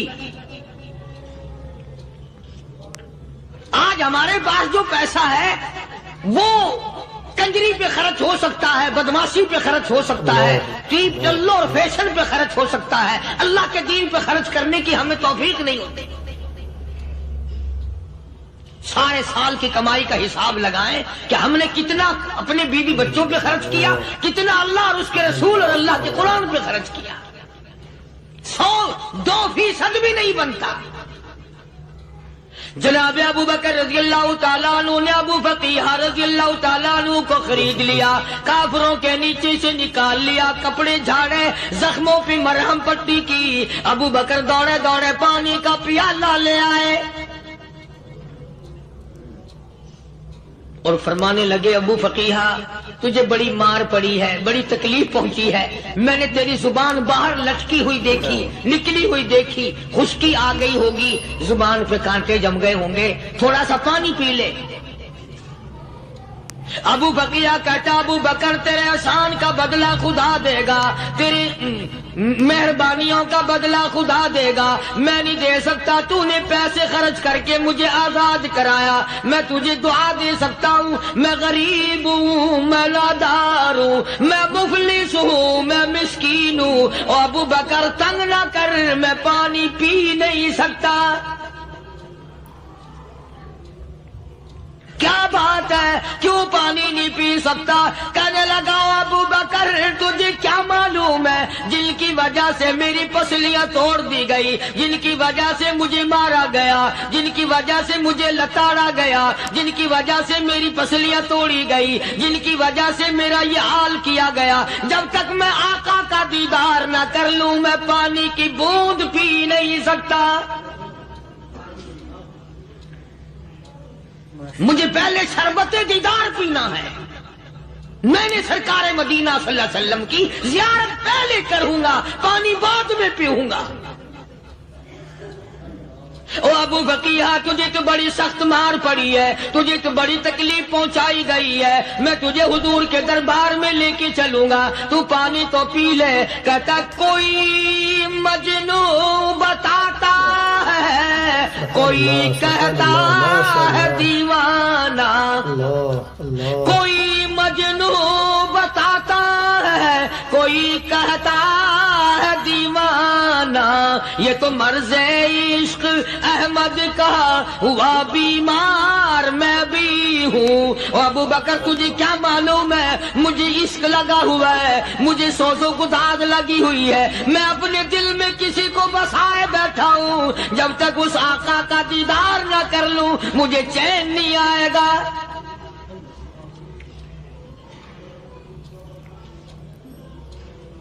ہمیں عورتوں سے محبت ہے، ہمیں اولاد سے محبت ہے، ہمیں کوٹھی بنگلے سے پیار ہے، ہمیں روپے سے پیار ہے، ہمیں بڑی جاہ و حشم سے پیار ہے، اور خدا اور اس کے رسول سے پیار کرنے والے لوگ مدینے کے قبرستان میں سو گئے، قرآن سے پیار کرنے والے لوگ حضور کے درباری لوگ وہیں سو گئے۔ اندازہ لگاؤ کوئی مار کھا کے اپنے ماں باپ کے پاس جائے گا، کوئی بھائی برادری میں جائے گا، کوئی تھانے میں رپورٹ لکھوانے جائے گا، کوئی اسپتال میں سرٹیفکیٹ لینے جائے گا، کوئی ڈاکٹری کرانے جائے گا۔ ابو فقیہہ تم کتنے خوش نصیب ہو، امام الانبیاء کے دربار میں چلے ہو۔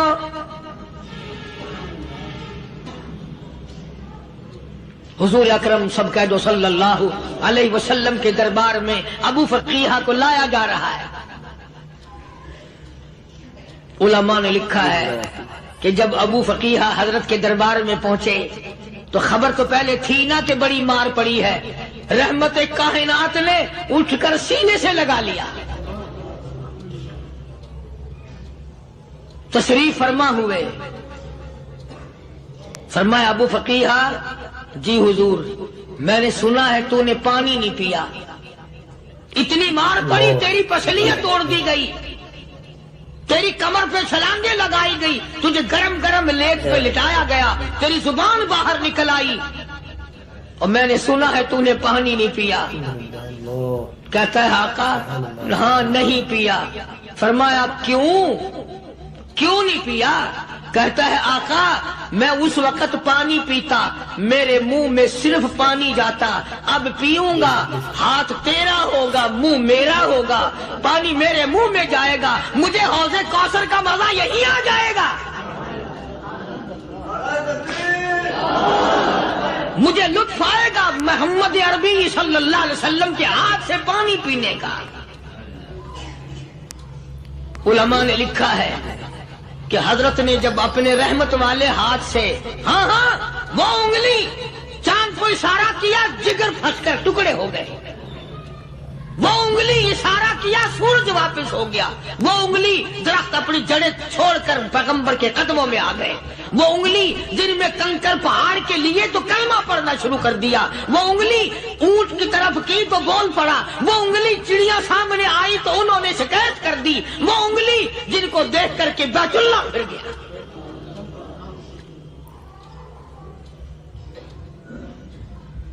مدنی کریم صلی اللہ علیہ وسلم نے یوں پانی کا پیالہ اٹھایا.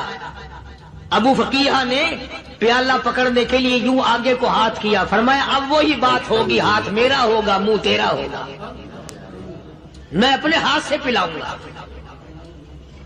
ابو فقیہ کو پانی پلا دیا اور پانی پلانے کے بعد پوچھا اب تیرا کیا حال ہے؟ اب حال کیا ہے؟ کہتا آقا تیرے چہرے پہ فدا شمس و قمر, تیرے چہرے پہ فدا شمس و قمر, تیری زلفوں پہ تصدق شام و سحر, تیرے چہرے پہ فدا شمس و قمر, تیری زلفوں پہ تصدق شام و سحر, رخسار پہ ٹھہرے کس کی نظر, تیری بانکے ادا کا کیا کہنا, اور کالی کملی والے تیری زیارت ہوئی سارے دکھ بھول گیا. میرے سارے غم ٹل گئے, میرے سارے دکھ دور ہو گئے, میری ساری پریشانی دور ہو گئی, اور میں تو اب مزے میں ہوں. جناب ابو بکر صدیق رضی اللہ تعالیٰ عنہ نے مال خرچ کیا, صحابہ کرام کی جانیں بچائیں. قیامت کا دن ہوگا, ساری کائنات کی پیشی ہوگی. اللہ پاک پوچھے گا کہ دنیا میں کیا کرتا تھا؟ کوئی کہے گا میں کھیتی باڑی کرتا تھا, کوئی کہے گا میں دفتر میں نوکر تھا, کوئی کہے گا میری دکان تھی, کوئی کہے گا میں یہ کمائی کرتا تھا, کوئی کہے گا میں یہ کمائی کرتا تھا. آئے گی باری ابو بکر کی, اللہ پاک پوچھے گا دنیا سے کیا لایا؟ ابو فقیہ, حضرت بلال, حضرت نادیہ, حضرت زنیرہ اور کتنے صحابہ کرام کی جماعت کو پکڑ کر اللہ کے عدالت میں کھڑا کر کے ابو بکر کہے گا الہی صدیق کی کمائی تیرے سامنے موجود ہے. مبارک ہیں یہ لوگ کہ ان حضرات نے محض اللہ اور اس کے رسول کریم صلی اللہ علیہ وسلم کو راضی کرنے کے لیے اپنا سب کچھ قربان کر دیا. اور خود رسول کریم صلی اللہ علیہ وسلم نے ان کو ایسی تعلیم دی, ایسے اخلاق دیے کہ حد ہو گئی. دربار رسالت ہے, ایک کافر مسافر آتا ہے بھی کافر, ہے بھی مسافر, ہے بھی معمر, بوڑھا آدمی ہے. کبھی کبھی سوچتا ہوں کہ اس زمانے کے تو کافروں میں بھی کوئی خوبی ہوا کرتی تھی. منافقت تو نہیں تھی نا, منافقت نہیں تھی, چال بازی نہیں کرتے تھے, ہیرا پھیری نہیں کرتے تھے. سبحان وہ بوڑھا مسافر کافر سرکار دو عالم صلی اللہ علیہ وسلم کے دربار میں آیا, آ کے کہنے لگا نبی اللہ میں بوڑھا ہوں, مسافر ہوں بھی تیرا تیرے خدا کا منکر, پر میں سوال کرتا ہوں کوئی سواری دو, میرا گھر بڑا دور ہے, میں اس پر سوار ہو کر اپنے گھر پہنچ جاؤں. بے شک بے شک. حالانکہ مسلمانوں کے پاس سواریاں کہاں تھی, خود تنگی میں تھے, وطن چھوڑ کے آئے, قربانیاں دے کے آئے, پتے چباتے ہوئے آئے, پانی پورا رج کے پینے کے لیے پانی نہیں ملتا. اور حضور کریم صلی اللہ علیہ وسلم کو پتا تھا کہ یہ سوال کرنے والا ہمارے عقیدے کا نہیں. رحمتی کائنات کا دریائے کرم جوش میں آیا, صحابہ کرام کی طرف خطاب کر کے فرمایا کون ہے جو آج میں محمد الرسول اللہ صلی اللہ علیہ وسلم کو سواری دے, کون ہے جو آج مجھے سواری دے, میں جنت میں اعلیٰ درجے کی سواری کا وعدہ کرتا ہوں.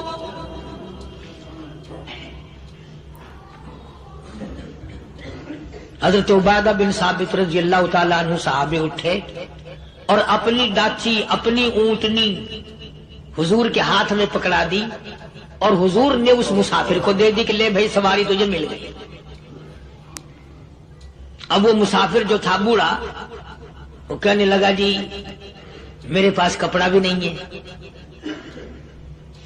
اب تم جیسا اگر کوئی سیٹ ہوتا نا آنکھیں نکالتا کہ ہم نے تیرے لیے یہاں کو ٹیکسٹائل مل چلا رکھے، سواری مل گئی تو اور آگے کو چل گیا، راستہ پکڑا پڑا جا۔ خدا جانے دھکے دیتے، خدا جانے مکے مارتے، خدا جانے کتنی باتیں بناتے۔ امام الانبیاء محبوب کبریا حضرت محمد مصطفیٰ صلی اللہ تعالی علیہ وسلم پھر کھڑے ہو گئے، صحابہ کرام کو خطاب کر کے فرمایا کون ہے جو آج مجھے کپڑا دے، کل میں جنت میں اعلیٰ درجے کی پوشاک اور لباس جوڑوں کا وعدہ کرتا ہوں۔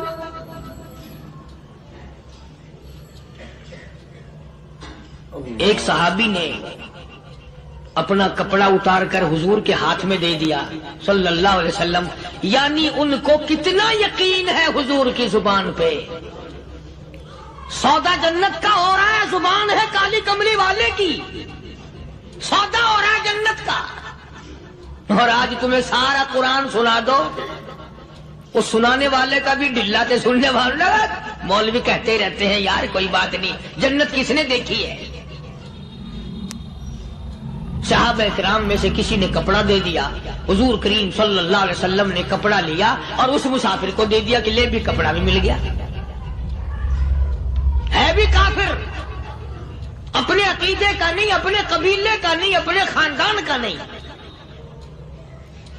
اب وہ کہنے لگا کہ نبی اللہ مجھے بھوک بھی لگی ہے، میں نے روٹی بھی کھانی ہے۔ مدنی کریم صلی اللہ تعالی علیہ وسلم پھر کھڑے ہو گئے اور صحابہ کرام کو خطاب کر کے فرمایا کون ہے جو مجھے آج کھانا دے، روٹی دے، کل میں جنت میں اعلیٰ درجے کے کھانے کا وعدہ کرتا ہوں۔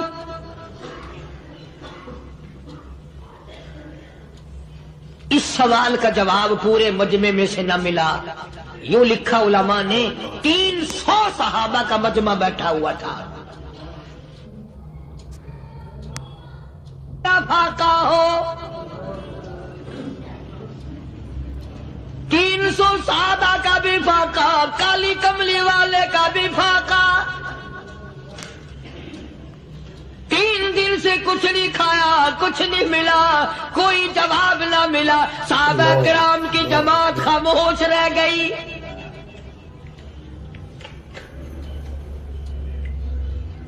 سلمان فارسی رضی اللہ تعالیٰ عنہ اٹھے اور اس مسافر کا ہاتھ پکڑا اور کہنے لگا میں تجھے ایسے دروازے پہ لے کے چلوں گا جہاں سے کچھ نہ کچھ کھانے کے لیے مل جائے گا۔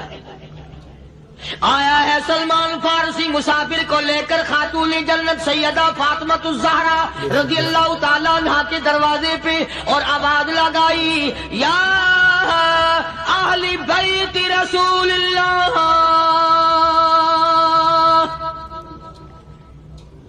انطعموا فی سبیل اللہ۔ او نبی کی لخت جگر، نبی کی نوری نظر اور نبی کے جگر کے ٹکڑے اور کالی کملی والے کی بیٹی اے فاطمہ، ایک آدمی بھوکا ہے، کھانا کھلانا ہے، اس کے لیے کھانا بھیجو۔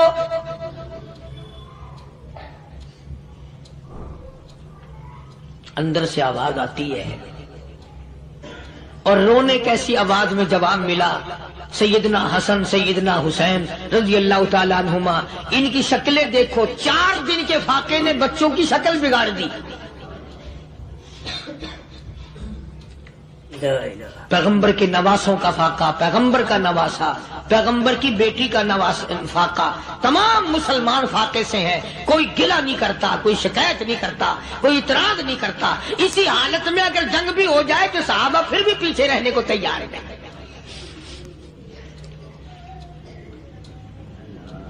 جب اندر سے یہ جواب ملا کہ تمہارا تو 3 دن کا فاقہ ہے، فاطمہ کہتی ہے میرا اور میرے بچوں کا 4 دن کا فاقہ ہے،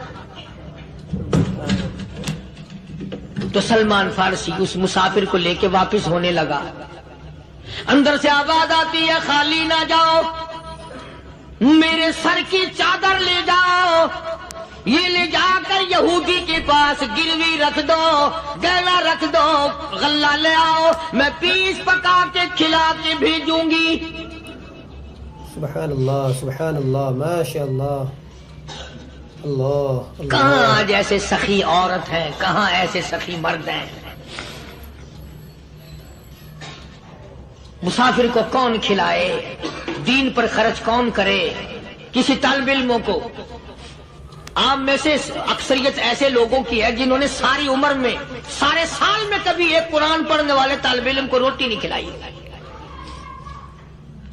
اور پھر یہ کبھی نہیں سوچا کہ میں آخر کما رہا ہوں کہ کیا کر رہا ہوں۔ بس شیطان یوں کہہ دیتا ہے یہ تو بڑے بڑے امیروں کا کام ہے، تو غریب آدمی ہے، تیرے بس کا یہ کہاں کام ہے؟ یہ تو بڑے بڑے امیروں کا کام ہے طالب علموں کو، مسافروں کو کھانا کھلانا۔ کل قیامت میں اگر اللہ نے یہ فرما دیا کہ جنت تو میں نے امیروں کے لیے بنائی ہے، تو مزدور ادھار، یہاں سے پھر کیا بنے گا؟ مولانا مظفر حسین صاحب کاندھلی، سب کہہ دو رحمت اللہ علیہ، بہت بڑے بزرگ گزرے ہیں، ہمارے اکابر میں سے ہیں۔ کاندھلا ایک قصبہ ہے جس نے بڑے بڑے ولی پیدا کیے ہیں۔ مولانا مظفر حسین صاحب کاندھلی، مولانا الہی بخش صاحب کاندھلی، مولانا محمد زکریا صاحب شیخ الحدیث رحمت اللہ علیہ کاندھلے کے، مولانا محمد الیاس صاحب دہلوی رحمت اللہ علیہ امیر تبلیغی جماعت کے ایجاد کرنے والے، شروع فرمانے والے، یہ بھی کاندھلے کے ہیں۔ تو یہ سارے بزرگ اس قصبہ کاندھلے کے ہیں۔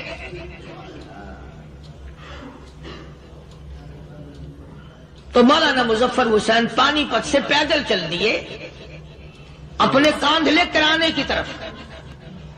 راستے میں ایک بستی آئی، شام ہو گئی تو حضرت نے وہیں قیام کر لیا، ٹھہر گئے، عصر کی نماز پڑھی، مغرب کی نماز پڑھی، مسجد میں صفائی کی، اذان دی، کوئی ایک آدھ آدمی آیا تو جماعت کر لی۔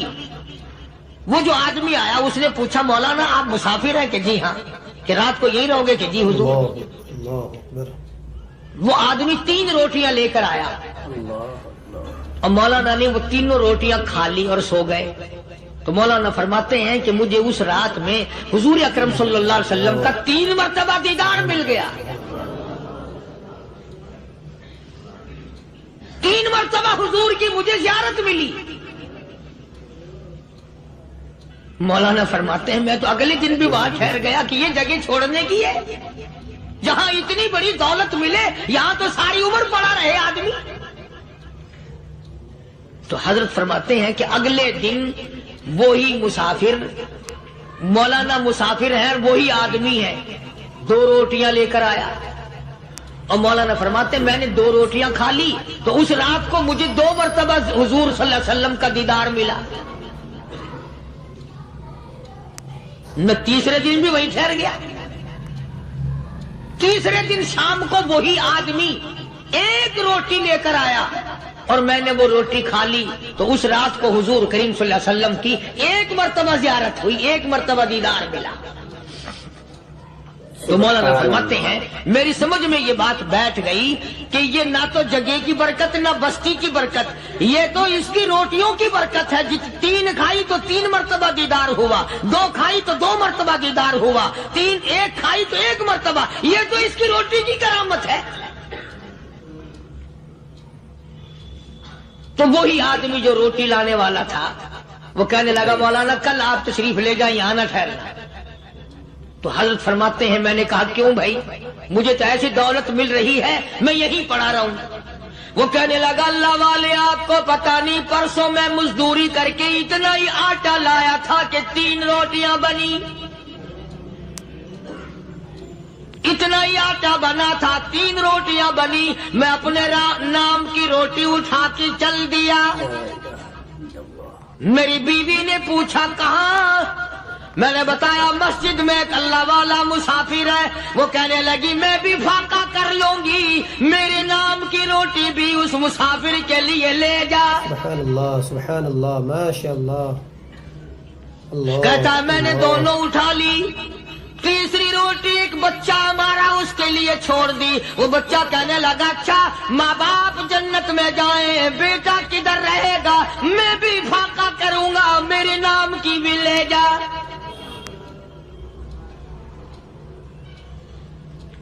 میں نے تینوں روٹیاں لا دی اور اگلے دن جو میں نے مزدوری کی اس کی 3 روٹیاں بنی.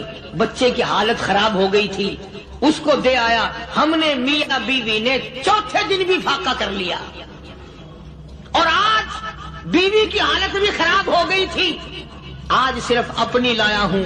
مولانا اس لیے عرض کر دیا کبھی کل میرا پیر نہ پھسل جائے, ایسا نہ ہو میرا قدم ڈگمگا جائے, ایسا نہ ہو بھوک کا مارا میں کچھ اور کر بیٹھوں, اس لیے عرض کر دیا کل آپ تشریف لے آئے. عرض میں یہ کر رہا تھا کہ کسی زمانے میں دوسرے کی خیر خواہی کے لیے لوگ سب کچھ کر گزرتے تھے. حضرت محمد الرسول اللہ صلی اللہ تعالی علیہ وسلم کے پاس جنگ بدر کے قیدی آئے تھے کافر, اسلام کے دشمن, دین کے دشمن, قرآن کے دشمن, ایمان کے دشمن.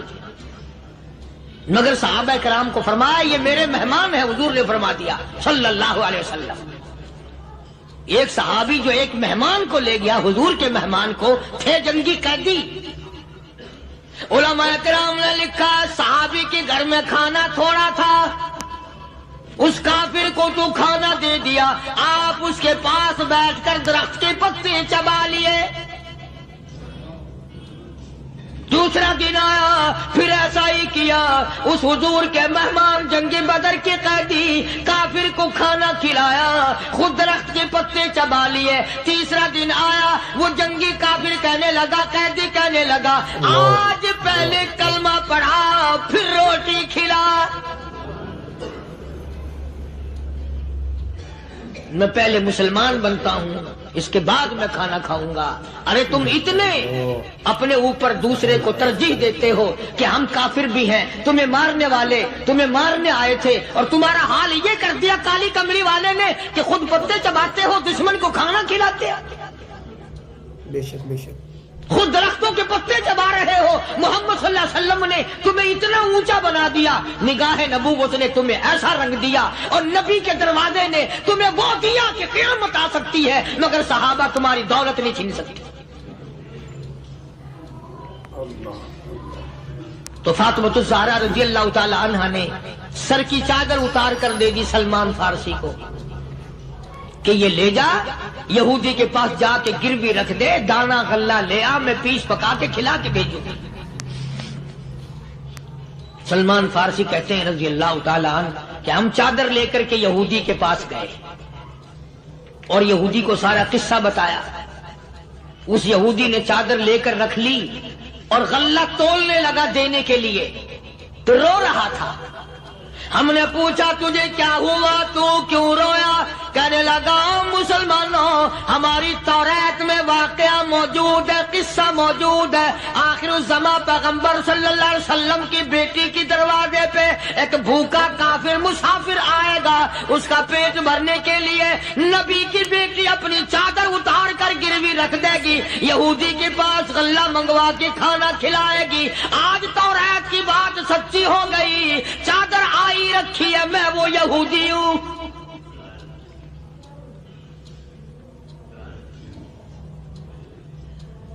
اور غلہ تول کر دے دیا. سلمان فارسی کہتے ہیں یہودی میری ساتھ ساتھ چل دیا. خاتون جنت سیدہ فاطمہ الزہرا رضی اللہ تعالی عنہا کے دروازے پہ آیا, اور جب ہم نے غلہ دے دیا, چادر بھی اندر یہودی نے پہنچا دی کہ میں چادر بھی واپس دینے آیا ہوں. اور سلمان کو کہنے لگا دیر نہ لگا, دیر نہ کر. کیوں؟ میری توریت نے تصدیق کر دی کہ یہ نبی برحق ہے. اب ایسا نہ ہو میرا دم نکل جائے, میں کفر پہ مر جاؤں. جلدی کر, مجھے سرکار کے دربار میں لے چل, میں مسلمان بنتا ہوں. اور اسی کو جا کے کہنے لگا تیری صورت, تیری سیرت, تیرا نقشہ, تیرا جلوہ, تیری صورت, تیری سیرت, تیرا نقشہ, تیرا جلوہ تبسم گفتگو بندہ نوازی خندہ پیشانی او کالی کملی والے میرا دل ہو تیرا گھر ہو تیرا در ہو میرا سر ہو تمنا مختصر سی ہے مگر تمہید طولانی یہودی نے ضد نہیں کی. آج کا مسلمان کہلانے والا ضد کرتا ہے. ضد میں مارا جاتا ہے. ہم یوں ہیں یہ یوں ہے. وہ یہودی اچھا نکلا, ذرا سی بات اس کے سامنے آئی فوراً سمجھ گیا, سرکار کے دربار میں جا کر غلامی قبول کر لی. بے شمار صحابہ کرام ہیں جنہوں نے اللہ کی راہ میں وہ دکھ اٹھائے, وہ پریشانیاں جھیلی.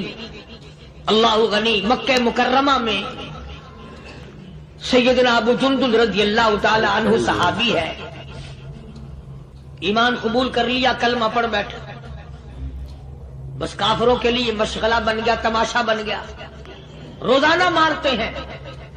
اندازہ لگاؤ مسلمانوں, ملتان کے رہنے والوں, سارا مکہ مارنے والا ایک ابو جندل مار کھانے والا. لڑکے مارتے ہیں, جوان مارتے ہیں, بوڑھے مارتے ہیں, پیر پکڑ کر مکے کی گلیوں میں گھسیٹے گھسیٹے پھرتے ہیں. سبحان اللہ سبحان اللہ. رحمت کائنات حضرت محمد رسول اللہ صلی اللہ تعالی علیہ وسلم عمرے کے لیے تشریف لائے ہیں. کفار مکہ نے روک دیے. حدیبیہ میں مکے سے 6 میل پر حضور صلی اللہ علیہ وسلم تشریف فرما ہے. صحابہ کرام کی فوج ہے, لشکر ہے, سرکار دو عالم ہے صلی اللہ علیہ وسلم. ذرا توجہ کرنا, کلیجے پہ ہاتھ رکھ کے ابو جندل کے پیروں میں بیڑیاں ڈال رکھی ہیں, چلا نہ جائے, مدینے نہ بھاگ جائے, کھسک نہ جائے, نکل نہ جائے. ابو جندل یہ آس لگا کر, یہ آرزو لگا کر مدینے کی طرف چلا جاؤں گا, مسلمان قریب آئے ہوئے ان میں شامل ہو جاؤں گا, میں بھی آزادی سے نماز پڑھوں گا, کالی کملی والے کا دیدار کیا کروں گا, میرے مصیبتوں کے دن ختم ہو جائیں گے, میری تکلیف کے دن ختم ہو جائیں گے, میری مصیبتیں ٹل جائیں گی. گرتا پڑتا پہاڑوں کے اوپر سے چڑھتا اترتا بڑی مشکل سے حضور کے دربار میں پہنچا. خدائی فیصلہ سنو, اللہ کے قرآن کا فیصلہ سنو, اللہ کے کلام کا فیصلہ سنو. جس کا کان میرا کلام سننے کے لیے تیار نہیں, جس کو میرا قرآن سن کے مزہ نہیں آتا, جس کو میرا کلام سن کے حلاوت نہیں آتی, جس کو میرا کلام سن کے لذت نہیں آتی, جس کی روح تازی نہیں ہوتی, جس کو لطف نہیں آتا, جس کو کیف نہیں آتا, جس کو سرور نہیں آتا, جو میرا قرآن سننے کو تیار نہیں, جو میرا قرآن آنکھوں سے دیکھنے کو تیار نہیں, جو میرا قرآن سننے سمجھنے کے لیے تیار نہیں, آؤ پھر خدائی فیصلہ سنو. فرمایا اولئک کالانعام. میرا فیصلہ نہیں, کسی پارٹی کا فیصلہ نہیں, کسی فرقے کا نہیں, کسی طبقے کا نہیں, کسی جماعت کا نہیں. فرمایا اولئک کالانعام.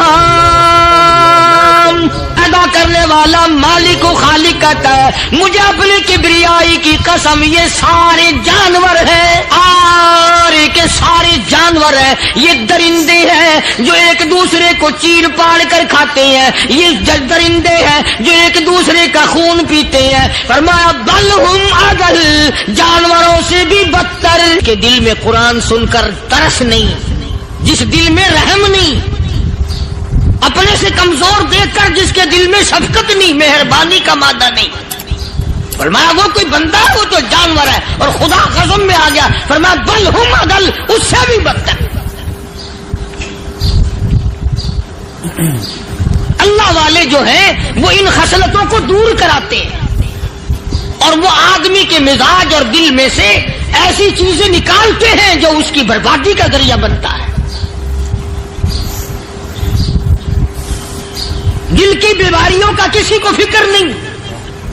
بخار ہو جائے, آپ چڑھ جائے, آپ کو پتہ چل جاتا ہے نزلہ ہو جائے آپ کو پتہ چل جاتا ہے، کھانسی ہو جائے پتہ چل جاتا ہے، دل کی بیماریوں کا کیا پتہ چلے؟ صحابہ اکرام رضوان اللہ تعالی علیہم اجمعین کی جماعت کے اللہ پاک کے محبوب حضرت محمد الرسول اللہ صلی اللہ تعالی علیہ وسلم نے دلوں کی صفائی کی. پہلے لوگ جھونپڑیوں میں کچے کوٹھوں میں رہتے تھے، نہ اتنی صفائی تھی نہ اتنی ترقی تھی. آج برتنوں کی صفائی دیکھو، کپڑوں کی صفائی دیکھو، مکان کی صفائی دیکھو، رات دن بس اسی دھندے میں لگے ہوئے، سارا دن برتن دھونے سے فرصت نہیں، سارا دن کپڑوں کے بناؤ اور سنوار میں فرصت نہیں.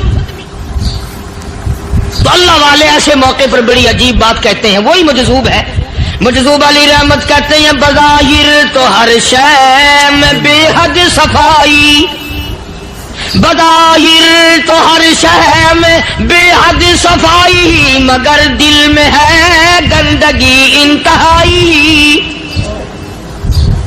بظاہر تو ہر شے میں چہرے کی صفائی، بدن کی صفائی، نہ جانے کتنی قسم کا صابن ہے، نہ جانے کتنی قسم کے پاؤڈر ہیں، نہ جانے کتنی قسم کے شیمپو ہیں، نہ جانے کتنی قسم کے کپڑے ہیں، کیا چال ڈھال ہے، کیا نئے نئے ڈیزائن ہے. مجذوب کہتا سب کچھ دیکھ لیا، بظاہر تو ہر شے میں بے حد صفائی، مگر دل میں ہے گندگی انتہائی.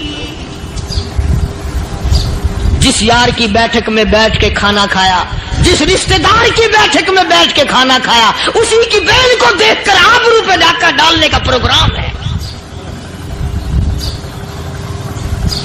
جس دوست کے گھر میں بیٹھ کے کھانا کھایا، اسی دوست کی بیوی کی عزت لوٹنے کا پروگرام ہے.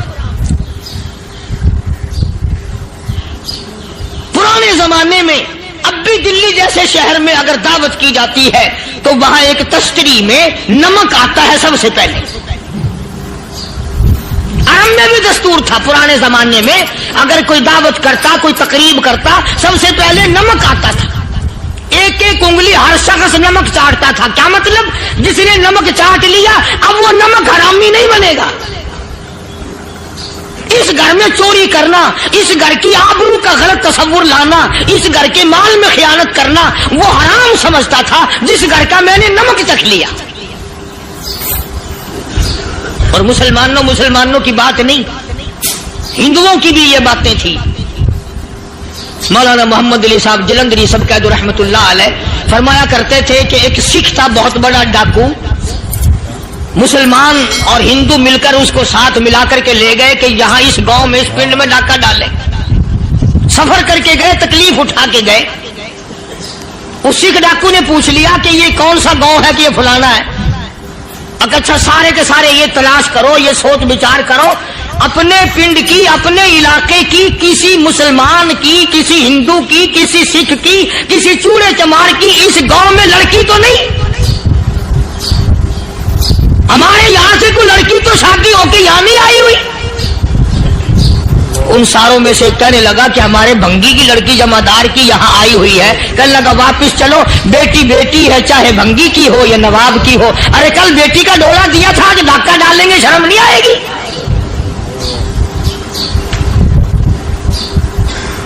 آج وہ تصور کہاں چلے گئے؟ اور ہم سب روتے پھرتے ہیں سکون نہیں، سکون نہیں، اطمینان نہیں. ارے اطمینان آئے گا کیسے؟ ہمارے دل بے ایمان ہے، نیتیں خراب ہے، آئے گا کہاں سے؟ صحابہ کرام رضوان اللہ تعالی علیہم اجمعین کی جماعت نے اس قدر اس بات پہ محنت کی اور کوشش کی کہ غلط لقمہ بھی پیٹ کے اندر نہ چلا جائے. چنانچہ میں علی الاعلان کہتا ہوں 1,29,000 صحابہ کرام، کالی کملی والے کے دیوانے اور پروانے، حضور کے یار جانثار، حضور کے ساتھ پھاقا کھانے والے، پھاقوں مرنے والے، پتھر کھانے والے، اپنے بچوں کے ٹکڑے ہوتے ہوئے دیکھ کر لا الہ الا اللہ محمد الرسول اللہ کی صدا بلند کرنے والے صحابہ کرام کا یہ حال تھا. پیدل سفر کر کے جاتے تھے یہودی عیسائی، شام نکل گئے، فلسطین نکل گئے، ہندوستان آ گئے، 2 سال لگ جاتے تھے. اپنی جوان بیٹیوں کو مسلمانوں کے گھروں میں چھوڑ کے آ جاتے تھے. کبھی نگاہ نبوت نے جن کو رنگ دیا تھا کبھی کسی صحابی پہ ذرہ برابر الزام نہیں لگا. ان یہودیوں کا ان عیسائیوں کا یہ عقیدہ تھا کہ محمد صلی اللہ علیہ وسلم کے جو غلام ہیں ان کی نگاہ بھی پاک ہے, ان کے دل بھی پاک ہیں, ان کے ارادے بھی پاک ہیں, ان کے ہاتھ بھی پاک ہیں.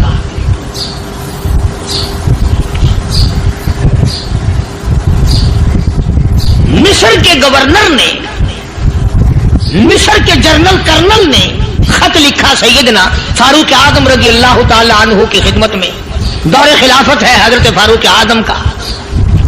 کیا خط لکھا کہ حضور مجھے کافی وقت گزر گیا ہے اور فلاں علاقے میں آپ کے حکم سے ہم نے جانا ہے اور راستہ صرف ایک ہے اور اس راستے میں جال بچھا دیا گیا. اب مجھے مشورہ دیں میں کیا کروں, حکم دیں مجھے. جال کیا بچھا دیا گیا کہ ہمیں پتہ چل گیا ہے عیسائیوں نے پروگرام بنایا, سینکڑوں لڑکیاں تلاش کر کر کے بڑی خوبصورت حسینہ اکٹھی کی ہیں, ان کو گانے بجانے کی ٹریننگ دی ہے, ان کو اچھی اچھی آوازوں والی لڑکیاں ڈھونڈ کے لائے ہیں اور انہوں نے یہ پروگرام بنایا کہ جب مسلمانوں کی فوج اس گلی سے گزرے گی ان کوٹھوں کے اوپر چڑھ کے گانا بجانا کریں گے تاکہ ان کے دل میں بدماشی آئے اور ان کا بیڑا غرق ہو.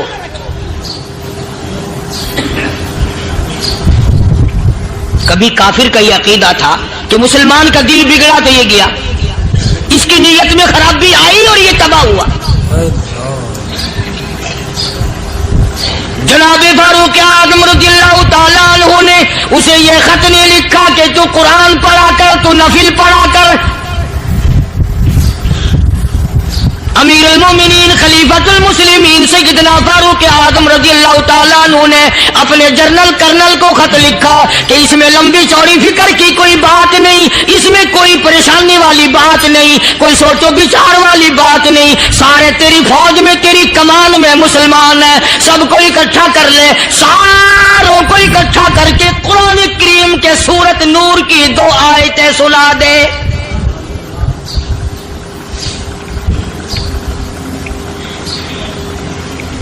یہ بھی نہیں فرمایا کہ سزا سناؤ, اتنے کوڑے لگیں گے, جو خلاف کرے گا یوں قید ہوگی, یہ کورٹ مارشل کر دیا جائے گا, کچھ نہیں. جناب فاروق اعظم رضی اللہ تعالیٰ عنہ کی رائے دیکھو, ان کے خیال میں قرآن کریم میں اتنی بڑی طاقت ہے, اتنی بڑی عظمت ہے, اتنی بڑی کرامت ہے, کلام الہی میں اتنا بڑا شرف ہے.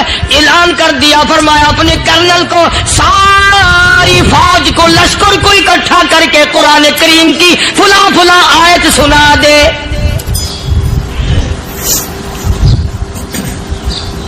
اور اس کے بعد بے دھڑک فوج کو لشکر کو اسی راستے سے گزار کے لے جا, بے دھڑک لے جا. ہائے کبھی قرآن کی 2 آیتوں سے کام بن جاتا تھا, اب سارے قرآن سے میرا تیرا کام نہیں بنتا. قصور قرآن کا نہیں ہے, یہ میرا تیرا ہے. یہ تو اتنی وفادار کلام ہے, اتنی پاک کلام ہے, خدا کی قسم. ہزاروں رجسٹروں کے گتے, ہزاروں چائے کے ڈبے, ہزاروں مٹھائی کے ڈبے, لاکھوں کروڑوں دوائیوں کے ڈبے گندے نالوں پہ, کوڑیوں پہ, روڑیوں پہ پڑے ہیں, اور جس گتے نے قرآن کے ساتھ یاری لگا لی, خدا کی قسم کوئی آدمی بغیر وضو اس گتے کو بھی ہاتھ نہیں لگا سکتا.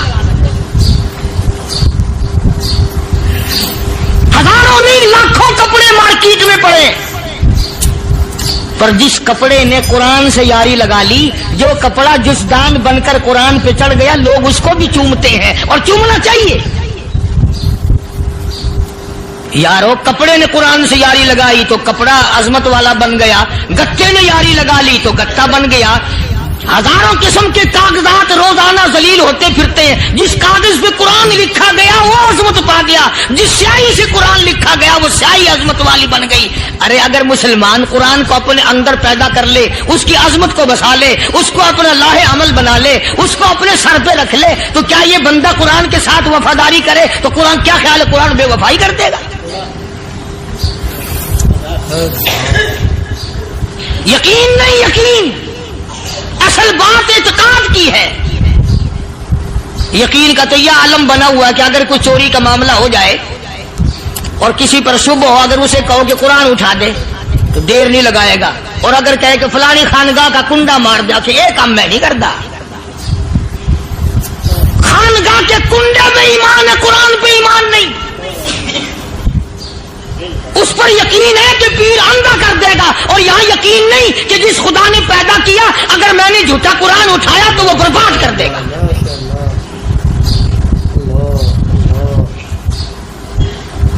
عجیب عجیب لوگ ہیں. چنانچہ مصر کے کرنل نے، مصر کے جنرل نے ساری فوج کو اکٹھا کر لیا. اس نے بھی یہ بات تو نہیں کہی کہ فاروق اعظم کو دوبارہ خط لکھتا کہ حضرت یہ تو 2 آیتیں آپ نے لکھی، یہ تو سارا قرآن روز پڑھتے ہیں، پر بنے گا کیا؟ جیسے فاروق اعظم کا یقین تھا، فاروق اعظم کی فوج کے کرنل کا بھی یقین ہے، فاروق اعظم کے فوج کے جنرل کا بھی یقین ہے. اس نے ساری فوج کو اکٹھا کیا، لشکر کو جمع کیا، اور اس کے بعد کہنے لگا قل للمؤمنین یغضوا من ابصارکم ویحفظوا فروجہم ذالک ازکی لہم ان اللہ خبیر بما یصنعون. او لوگوں، خدا تمہیں کہتا ہے اپنی آنکھوں کی حفاظت کرو. اگر تمہاری نظریں غلط جگہ پڑی، اپنی عزت کی حفاظت کرو، اپنی آبرو کی حفاظت کرو. اگر غلط نظریں پڑی، غلط استعمال ہوئی، ان اللہ خبیر بما یصنعون.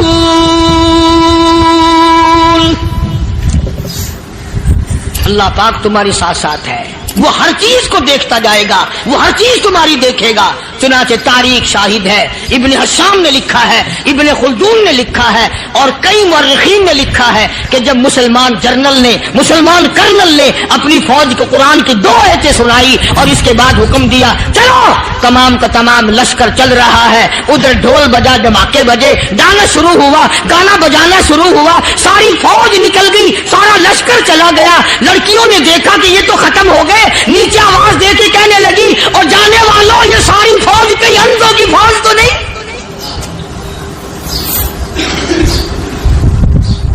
یہ حسن کا نظارہ اور یہ ڈانس اور یہ آواز، ہم ناچ ناچ کے تھک گئی، کوئی سر نہیں اٹھاتا.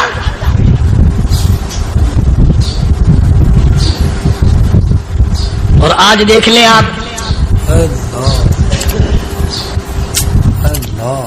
ہر گھر کے اوپر وہ لگا ہوا ہے ایریل، لعنت کا ایریل لگا ہوا ہے، لعنت کا ایریل. حاجیو تم کیا کہتے ہو کہ ہمارے گھر کا اس میں کیا بگڑے گا؟ خدا کی قسم وہ بگڑتا ہے، وہ دیمک لگتی ہے، وہ تباہی پھرتی ہے، تمہیں پتہ بھی نہیں چلتا. تم نے کیا سوچ رکھا ہے؟ مسلمان کرنل کے حکم پہ ساری فوج نکل گئی. ناچنے والی گانے والی لڑکیاں عیسائیوں کی حیران ہیں. کیا ہوا؟ لاکھوں کی تعداد میں فوج گزر گئی، کوئی نگاہ اٹھا کے نہیں دیکھتا. ایک مسلمان سپاہی گزرتا گزرتا نیچی نظریں کیے کہنے لگا سر کیسے اٹھائے، نگاہ کیسے کوئی اٹھائے گا؟ یہ سارے کے سارے اللہ کا قرآن سن کر آئے ہیں.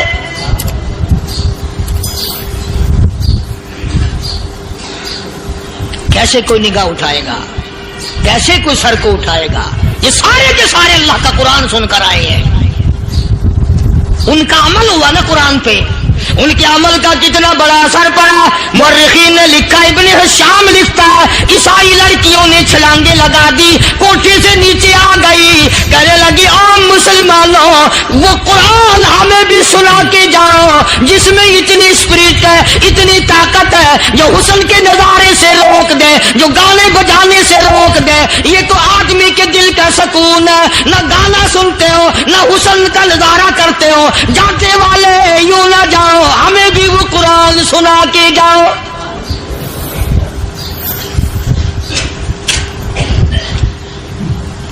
اس قرآن میں کتنی بڑی طاقت ہے، وہ کتنی عظمت ہوگی اس میں. اس کلام میں کتنی برکت ہوگی جس کلام میں یہ تاثیر ہے کہ وہ ایسی ایسی چیزوں سے روک دیتا ہے. چنانچہ ایک مسلمان سپاہی چلتا بھی جاتا ہے اور کہنے لگا وَقُلْ لِلْمُؤْمِنِينَ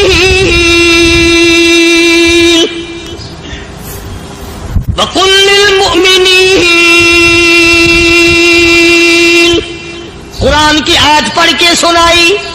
سینکڑوں نہیں بے شمار لڑکیاں ایک مسلمان کی زبان سے اللہ کا قرآن سن کے کہنے لگی اور جانے والوں چھوڑ کے نہ جاؤ ہمیں بھی کلمہ پڑھاؤ.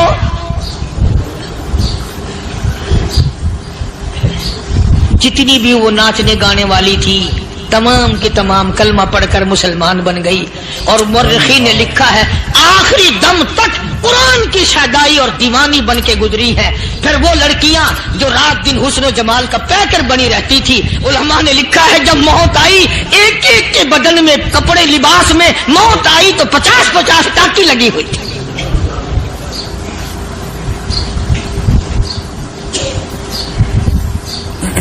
بظاہر تو آج بھی بڑی جھاڑا پنجی ہے بڑی صفائی ہے بڑی دوڑ دھوپ ہے. اسی کو مجذوب الاعلان کہتا بظاہر تو ہر شے میں بے حد صفائی مگر دل میں ہے گندگی انتہائی کبھی اس کے دھوکے میں آنا نہ بھائی یہ سب ہے رعائی یہ بس ہے رعائی. یہ تو چیز ہی کچھ نہیں. بڑے بڑے دھندے ہمیں پلٹتے دیکھے بڑے بڑے نظام بگڑتے دیکھے. ماشاء اللہ ماشاء اللہ. اللہ تعالیٰ حضرت کی بال بال مغفرت فرمائے جنت الفردوس میں اعلیٰ تعالیٰ مقام عطا فرمائے. واقعی اللہ تعالیٰ نے حضرت کو بڑے ہی سنجیدہ قسم کا انداز دیا تھا بڑا ہی پیارا انداز بڑے ہی اچھے لب و لہجے کے اندر حضرت بیان فرماتے ہیں اور حضرت کی بات بڑے جلدی دل میں اتر جاتی ہے. بہت سے لوگوں کی زندگیاں بدل چکی ہیں اور بدلی ہیں یقیناً. اللہ تعالیٰ ہمیں بھی اس بیان کے ذریعے سے اپنی زندگی کو بدلنے کی توفیق مرحمت فرمائے اور ہمیں اپنی زندگی کو اچھے طریقے سے اپنے حضور صلی اللہ علیہ وسلم کے مطابق زندگی گزارنے کی توفیق مرحمت فرمائے. ان کے بتائے ہوئے رستے پر چلنے کی توفیق مرحمت فرمائے اور ہمیں 5 وقت نماز پڑھنے کی توفیق مرحمت فرمائے. جزاک اللہ خیرا و احسن الجزاء.